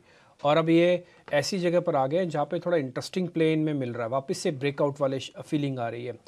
खासकर अदानी एंटरप्राइज और अदानी पोर्ट, ये दोनों नोटिस करने वाले हैं। अदानी एंटरप्राइज करीब 2500 के आसपास चल रहा है, कल भी आपको मैं यही चीज़ नोटिस करवा रहा था। एक बार खुश आप चेक करेंगे, इस चीज़ का राइडर हटा दीजिएगा कि वॉलेटाइल है, वॉलेटाइल तो है ही, अब उसको छोड़ ही नहीं सकते, है ना। लेकिन अदानी एंटरप्राइज और पोर्ट के अंदर ट्रेड ले सकते हैं। मेरे को सेफ्टी ज़्यादा दिख रही है बजाय रिटर्न्स के। तो डिम्पी, मैं यहाँ पे ना एक चीज थोड़ा सा मे बी अलग तरीके से इसको देखना चाहूंगा। देखिए, वॉलेटिलिटी जो है ना, वो रिसेंट जो इवेंट्स हुए थे उसके चलते मेमोरी में लोगों के रह गए हैं। बट अगर मैं इसका पिछले 3 से 4 महीने का मूवमेंट देखूं तो बहुत स्टेडी रहा है एंड पॉजिटिव रहा है। तो आई थिंक वो एलिमेंट अब एक बार के लिए ऐसा हो जाएगा कि लोगों की मेमोरी में तो खैर रहेगा, बट अगर हम रिसेंट प्राइस एक्शन देखेंगे तो you will realise this are probably more stable. And I completely agree with your point कि यहाँ पे मार्केट एग्नोस्टिक एक पॉजिटिव बायस के साथ मूव देखने मिल रहा है। अब बहुत शार्प अपसाइड नहीं है, लेकिन इस स्टॉक का भी नेचर रहा है कि यहाँ पे आप अदानी एंटरप्राइजेस की अगर मैं बात करूं तो यहाँ पे आप देखिए कि पॉजिटिव बायस के साथ कंसोलिडेशन चल रहा है and one fine day you will get a breakout. तो ये आप ट्रेडिंग के लिहाज से अगर ना लेना चाहें, पोजिशनल बेट लेना चाहें, तो मुझे लग रहा है कि ये ऐसा स्टॉक है जहां पे एक दिन में आपको 5 to 7% का अपसाइड मिल जाएगा, followed by another 3 to 5% of upside in the next couple of days. We just don't know which day will that be. तो यहाँ पे आप ये करके चलें कि इस स्टॉक को अक्यूमुलेट करते चलें। पॉजिटिव बायस के साथ एक कंसोलिडेशन चल रहा है स्टॉक में, it's gearing up for a big move. So यहाँ पे मैं कहूंगा 2650 के पहले टारगेट के लिए इसमें बने रहें। दूसरा टारगेट जो होगा वो 2750 का होगा। स्टॉप लॉस थोड़ा नीचे लेके चले, करीब 2400 के जो जोन्स हैं इसके आसपास। लेकिन ट्रेडिंग के लिहाज से अगर आप लेना चाहें तो अदानी पोर्ट्स, इसमें ट्रैक्शन अच्छा खासा है, इसमें आपको मूवमेंट भी मिल रही है और आप इसमें ट्रेडिंग के लिहाज से चाहें तो डेरिवेटिव में भी प्ले कर सकते हैं। तो 800 के टारगेट के लिए आप अदानी पोर्ट्स में ट्रेडिंग के लिए प्ले करें। स्टॉप लॉस जो है 755 का लेके चलें। तो Adani port for trading and Adani enterprises for a slightly positional medium term bet आप बाय कर सकते हैं।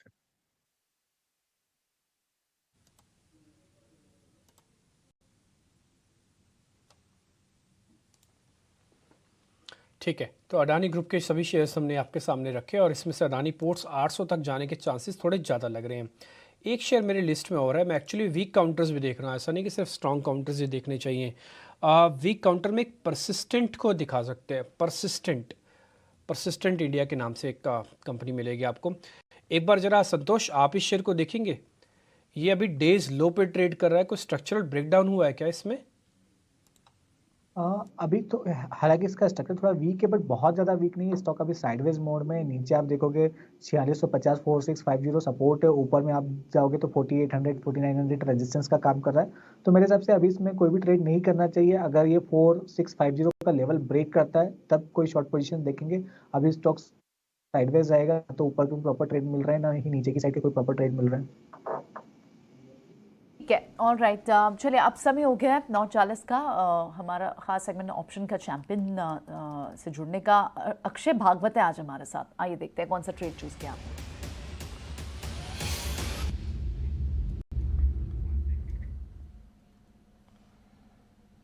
मॉर्निंग अक्षय, बताएं क्या ट्रेड है आज आपके पास? Good morning. तो जो आज हमारे रडार में बाय में है वो है ऑटो सेक्टर से टीवीएस मोटर। टीवीएस मोटर का अगर आप प्राइस पैटर्न देखेंगे तो काफी कंसोलिडेशन कर रहा है और आज के ट्रेडिंग में वापस एक उछाल देखने को मिला है, जो एक नेगेटिव मार्केट में एक पॉजिटिव साइन देख रहे हैं हम। तो 1400 का एक टेम्परेरी रेजिस्टेंस है, जो हमारा मानना है कि शायद आज नहीं तो जल्दी ही वो पार कर जाएगा। तो सेटअप बुलिश है, पर इसमें अगर आप ऑप्शंस के जरिए पार्टिसिपेट करेंगे तो करंट वोलेटाइल कंडीशंस में एक बुल कॉल स्प्रेड स्ट्रेटेजी बनाना जरूरी है। तो इसमें हम 1400 का कॉल बाय करने की एडवाइस देंगे, जो करीबन 42-43 के रेट में आपको मिलेगा। इसके सामने आपको 1440 का कॉल बेचना है, जो करीबन 27 रुपए में ट्रेड हो रहा है। तो ये कॉल बेच के आप अपना नेट बाइंग का कॉस्ट कम कर रहे हैं। लॉट साइज टीवीएस मोटर का है 700, तो मैक्सिमम प्रॉफिट बनेगा आपका 16,800 अगर टीवीएस मोटर अगस्त एक्सपायरी 1440 के ऊपर पार कर जाता है। और मैक्सिमम लॉस इस स्ट्रैटेजी में अगर नहीं चला तो 11,000 तक बनेगा, पर मॉनेटरी हम एडवाइस करेंगे कि 11,000 न रख के आप 7,000 का स्टॉप लॉस ये स्ट्रैटेजी में बना के चले, ताकि आपका रिस्क रिवॉर्ड का जो एक पे ऑफ है वो सही बैठेगा। ठीक है, बहुत बहुत शुक्रिया अक्षय आज हमसे बात करने के लिए। चलिए आगे बढ़ते हैं और अब हम बात कर रहे हैं कॉर्पोरेट्स की अर्निंग्स को लेके, और स्पेशली वहाँ पे कुछ कॉर्पोरेट्स जो अपने अर्निंग्स के बहुत ही अच्छा ट्रेंड समय चल रहा है अर्निंग्स में, और जिस तरफ से जो वादा किया है शेयर होल्डर्स को, व्यूअर्स को भी हमारे यहाँ, क्योंकि 2 क्वार्टर तो हम ही देख रहे हैं कितना बड़ा टर्न अराउंड आ रहा है और वैसा डिलीवरी आ रही है कि नहीं। उनमें एक नाम है यूग्रो कैपिटल का। हमारे साथ सचिन नाथ जी जुड़ चुके हैं बातचीत करने के लिए एक धमाकेदार क्वार्टर, येट अनदर धमाकेदार क्वार्टर के बाद। सचिन जी बहुत बहुत शुक्रिया आज हमारे साथ बात करने के लिए। मैं देख रहा हूँ 2-3 क्वार्टर से जो मोमेंटम बना है वो और ज़्यादा ज़बरदस्त होता चला जा रहा है। इनफैक्ट आपके जो प्रेस रिलीज़ है उसमें जो आपने अपना रिटरेट किया है वादा कि 1% मार्केट शेयर पूरी की पूरी एमएसएमई लेंडिंग बुक में आप एम करना चाहते हैं, यूग्रो कैपिटल करेगा, उसके ऊपर आप कहाँ तक पहुँचे? आप इतना ज़बरदस्त इस बार आपका प्रॉफिट ग्रोथ हुआ है, टॉप लाइन ग्रोथ हुआ है, इस समय कहाँ पे हम स्टैंड करते हैं? उस 1% मार्केट शेयर से कितना दूर हैं? अजय जी धन्यवाद। एक्चुअली मैं तो लास्ट 2-3 क्वार्टर से ये हमेशा बोले जा रहा हूँ कि हमने एक ऐसी कैपेसिटी क्रिएट की। ये हमारी जर्नी 2018 में स्टार्ट हुई। हमने बहुत बड़ा कैपिटल रेज किया प्राइवेट इक्विटी से। हमने बहुत मुश्किल ट्रांजिशन टाइम क्रॉस किया, IL&FS, DHFL, yes bank, Covid, लेकिन हमने कभी भी धैर्य नहीं खोया और हमने अपना इंस्टीट्यूशन कंटिन्यूअसली बिल्ड किया। हालांकि बहुत ऑपेक्स लगा उसमें, तो हमारा एक ही उद्देश्य था कि हम लॉस नहीं करेंगे बट हम कैपेसिटी बिल्ड करेंगे। और 2021 के एंड तक वो जर्नी कंप्लीट हुई और 2021 के 22 के मिड में, और उसके बाद से हम कंटिन्यूअसली इंप्रूव कर रहे हैं और जो हमारी कैपेसिटी है हम अभी उसके 60-70% पे ऑपरेट करते हैं। देखिए ये जो हम हमने 2022 में भी हमने बोला था कि हम 2025 के एंड तक 20,000 करोड़ करेंगे, और सबने बोला आप ऐसे बड़े बड़े नंबर क्यों देते हैं। मैंने कहा हम इसलिए, ये हम मार्केट के लिए नहीं देते हैं, ये हम अपने खुद के लिए देते हैं। हम बड़ा सोचेंगे नहीं तो बड़ा करेंगे कैसे। और हमको इंडिया की largest small business financing company बनाना है, बिकॉज इस दशक में एमएसएमई का क्रेडिट सबसे ज्यादा एक्सपेंड होगा और इसकी जरूरत भी सबसे ज्यादा है। आपको मैं एक छोटा सा डेटा देता हूं, अगर आप देखेंगे प्री कोविड जो क्रेडिट एक्सपेंशन था 21 और 22 में वो -61,000 करोड़ था, और पोस्ट कोविड अभी भी वो खाली 52,000 करोड़ हुआ है। तो 10,000 करोड़ का गैप तो अभी कोविड लेवल पे वापस आने में है। और जिस तरह से, और अभी हम 37% ऑफ जीडीपी है जो एमएसएमई, ये 50% पहुंचेगा। और हमारी जो नए प्रोडक्ट ऑफरिंग्स हैं, जैसे ग्रोएक्स है हमारा, जो क्रेडिट ऑन यूपीआई है हमारा, ग्रैनुलर जो एक्सपेंशन है, तो हमारा पहला पड़ाव 1% ऑफ मार्केट शेयर और 1 मिलियन कस्टमर है। हमको ऐसा लगता है कि हम 25 और 26 के बीच में जरूर पहुंच पाएंगे। शानदार। और मैं अपने व्यूअर्स को बता दूं, ये 1% ऑफ जो मार्केट शेयर की बात कर रहे हैं, 1 मिलियन कस्टमर्स, नेक्स्ट 3 साल का टारगेट यूग्रो कैपिटल ने रखा है उसके लिए। तो काफ़ी बड़ा एयूएम ग्रोथ। एक और बात मैं आपसे समझना चाहूँगा, आपने इस बार अपने रिजल्ट्स के बाद ये बात भी एक तरह से प्रूव करके दिखा दी कि lending as a service technology backing से पॉसिबल है। आपका करीब 45% ऑफ बुक एसेट हो गया है एयूएम। ये कैसे आपने पॉसिबल किया और क्या ये बढ़ेगा, अट्रैक्शन बढ़ सकता है और ज्यादा? मैं एक्चुअली आजकल बोलता हूँ कि हमारे देश में ना अरेंज मैरिजेस तो बिल्कुल ही कम हो गई हैं। अब तो सब लोग खुद ही करते हैं, बट ये डीएचएफएल क्राइसिस के बाद आरबीआई ने एक नई अरेंज मैरिज की और उन्होंने बोला कि एक सामर्थ्यशाली लड़का और एक बहुत सगुण लड़की की शादी कराते हैं। सामर्थ्यशाली लड़का है बैंक और सगुण लड़की है एनबीएफसी, क्योंकि एनबीएफसी पिछले 3 दशक से हमेशा स्ट्रगल करती है कि पैसा कैसे लाए। ग्रोथ है, अपॉर्चुनिटी है, टेक्नोलॉजी है, लोग हैं, बट बैलेंस शीट पे पैसा इतने अच्छे से आता नहीं है। सो जो क्राइसिस है उसने इसका सॉल्यूशन किया। यहाँ पे ये हुआ कि क्यों हमारे देश में सब लोग पैसा जमा तो बैंक में करते हैं, बट वो बैंक का सारा पैसा एक प्रोडक्टिव क्रेडिट में जा सके ये जरूरी नहीं है। तो ये जब को लेंडिंग सर्कुलर और गाइडलाइन 19 में आई, फिर 20 में बनी, और हमने उस पर इतना एफर्ट किया कि आज हम हिंदुस्तान की सबसे बड़ी को लेंडिंग एनबीएफसी है। 9 बैंकों के साथ हम काम करते हैं, और ऑब्वियसली में बहुत कुछ है, टेक्नोलॉजी है, क्रेडिट प्रोसेस है, हमारा जो पोर्टफोलियो है उसका कंफर्ट टू द बैंक है। बट मोर इम्पोर्टेंटली एक्चुअली ये एक अनलिमिटेड एक्सपेंशन की कैपेसिटी देता है। जो कन्वेंशनल मेथड है कि आप मैक्सिमम 4 टाइम बुक पे का लेवरेज कर सकते हैं, आप हर समय आपको कैपिटल लानी पड़ती है। अब आप सोचें कि टेक्निकली सिर्फ 20% लगा के 80% हम बैंक के साथ को लेंडिंग करके कितना बड़ा साइज क्रिएट कर सकते हैं। इस साल के एंड पे अगर हम 10,000 करोड़ पे पहुंचेंगे और हमारी टोटल 1,500 करोड़ की कैपिटल होगी, तो हम मोरलेस कैपिटल का 7 टाइम बिजनेस कर रहे होंगे। यही अगर हम कन्वेंशनल लैंडिंग बिजनेस होते तो हमको 3,000 करोड़ कैपिटल चाहिए होती, बिकॉज 3 से 4 टाइम का लेवरेज हमारे साइज के एनबीएफसी को मिलता है। इसका मतलब हमारा आरओई जो हम 10 से 11% का टारगेट कर रहे हैं इस साल और 15 से 18% का नेक्स्ट ईयर, वो आधा हो जाता। सो आई थिंक सो। लेकिन पब्लिक मार्केट में स्पेशली ये कॉन्सेप्ट अभी धीरे धीरे लोगों को समझ में आ रहा है, बिकॉज ये बहुत ही नया है। But I think so market, my view is that would segregate and differentiate between on balance sheet conventional lending businesses versus on and off balance sheet business, which is lending as a service, because the return thresholds of lending as a service is 5x exponentially high than conventional lending business. Satendra ji, अभी quarterly basis पर हम देख रहे थे आपके gross NPS और net NPS में slightly improvement हुई है। इसके बारे में कुछ आप बता पाएंगे? हालांकि जब मैं दूसरों से कंपेयर करता हूं तो ये मेरे को तो कंफर्ट फैक्टर दे रहा है थोड़ा, इसलिए मैं आपसे पता करना चाहता हूँ आप इसको आगे कैसे बताना चाहेंगे एज अ गाइडेंस? हम एक्चुअली द वे हम सोचते हैं, हमने प्रोजेक्ट किया है। अगर आप हमारा इस बार का भी इन्वेस्टर प्रेजेंटेशन देखेंगे तो हमने बोला है कि हम 1.5 to 2% बैंड का क्रेडिट कॉस्ट डिलीवर करना चाहते हैं। Now this credit cost delivery is a function of आपका पोर्टफोलियो कंस्ट्रक्ट क्या है। इंडिया में एक yield to loss ratio curve है जिसको हम इंप्रूव कर रहे हैं बाय डेटा एनालिटिक्स। इसका मतलब होता है कि अगर किसी को स्मॉल बिजनेस को आपने 11% का सिक्योर्ड लोन दिया तो वो 0.25% का लाइफ लॉन्ग लॉस क्रिएट कर सकता है। आपने किसी को 25% पे अनसिक्योर्ड लोन दिया तो वो 3 से 5% कर सकता है, बहुत ही अनकंट्रोलेबल होता है। सो हम एक ब्लेंडेड पोर्टफोलियो क्रिएट करते हैं between secured and secured, machinery, supply chain, partnership, so that हम एक very in different cycles with some degree of comfort we can predict a credit cost।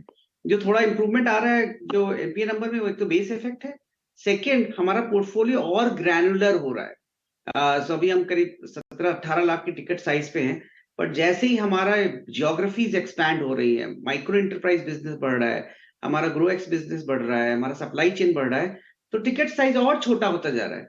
जितना छोटा टिकट साइज होगा और एज लॉन्ग एज हम new to credit पे नहीं जा रहे हैं, आप देखेंगे हमारा credit and GNPA and NPA and credit cost improve ही होता रहेगा।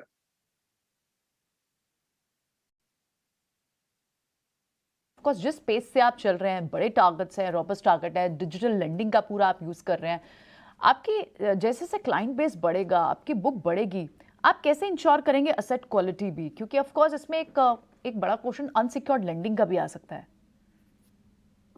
फर्स्ट हम अनसिक्योर्ड लेंडिंग को करीब 25 से 30% पे रोक के रखते हैं, उससे ज्यादा नहीं करते। सेकेंड, एक्चुअली आप खाली वो नंबर देखते हैं जो हम कर रहे हैं, आप वो नंबर नहीं देख रहे हैं जो हम नहीं कर रहे हैं। पिछले 10 क्वार्टर में हमारा log in to disbursement rate 30% से नीचे रहा है। इसका मतलब है कि जब हम 500 करोड़ डिसबर्स करते हैं, हम उसके में करीब 1500 से 1800 करोड़ का लोन ओरिजिनेशन करते हैं।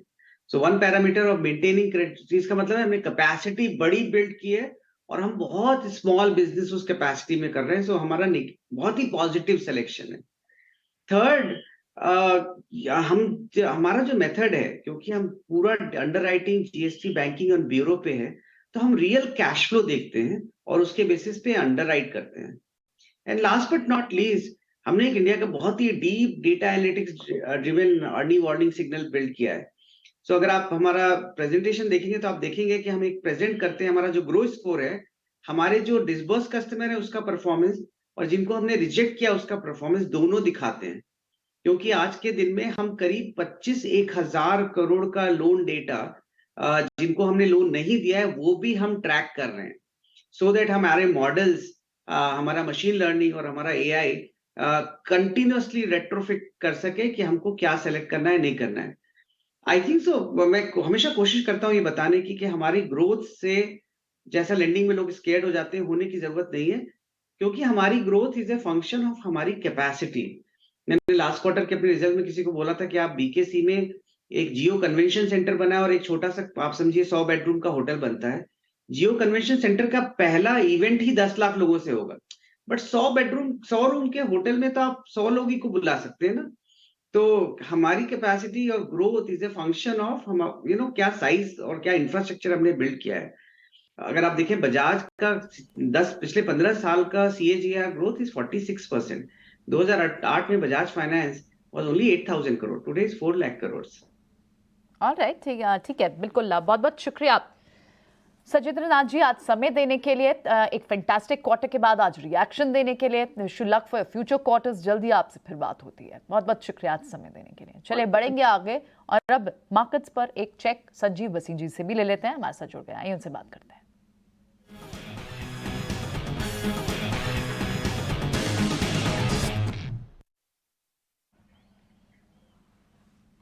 Good morning Sanjeev ji. तो बाजार कई दिनों से एक रेंज में फंसा हुआ है, लेकिन अच्छा खासा action mid cap small cap stocks में हो रहा है। इनफैक्ट स्टॉक्स जो आप भी हाईलाइट करते हैं, अशोक लेलैंड जैसे स्टॉक्स अच्छी मूव है, टीवीएस मोटर जैसे स्टॉक्स में अच्छी मूव है, कहां पर नजर होगी आपकी?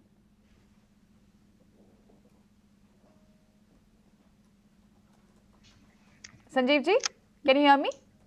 यस जी, वेलकम, स्वागत है आपका। आई थिंक सुन नहीं पाए आप पहले मुझे। बाजार थोड़ा रेंज में जरूर फंसा हुआ है, लेकिन mid cap small cap stocks में कई सारे स्टॉक्स में अच्छा एक्शन दिख रहा है। अशोक लेलैंड की बात करें, TVS motor, Escorts Kubota, I think ये स्टॉक्स आप भी हाईलाइट पहले कर चुके हैं।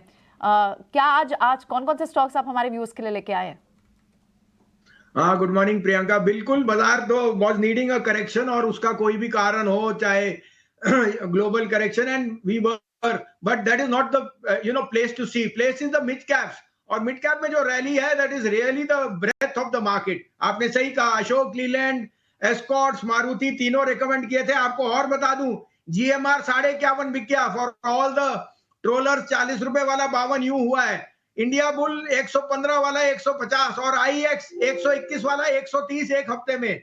उसके अलावा अंबुजा, ACC, अडानी पोर्ट, खुले दिल से कहा था लेके रखना। ACC Ambuja cannot trade at EV to discount 40% to UltraTech, and the result is in your pulling.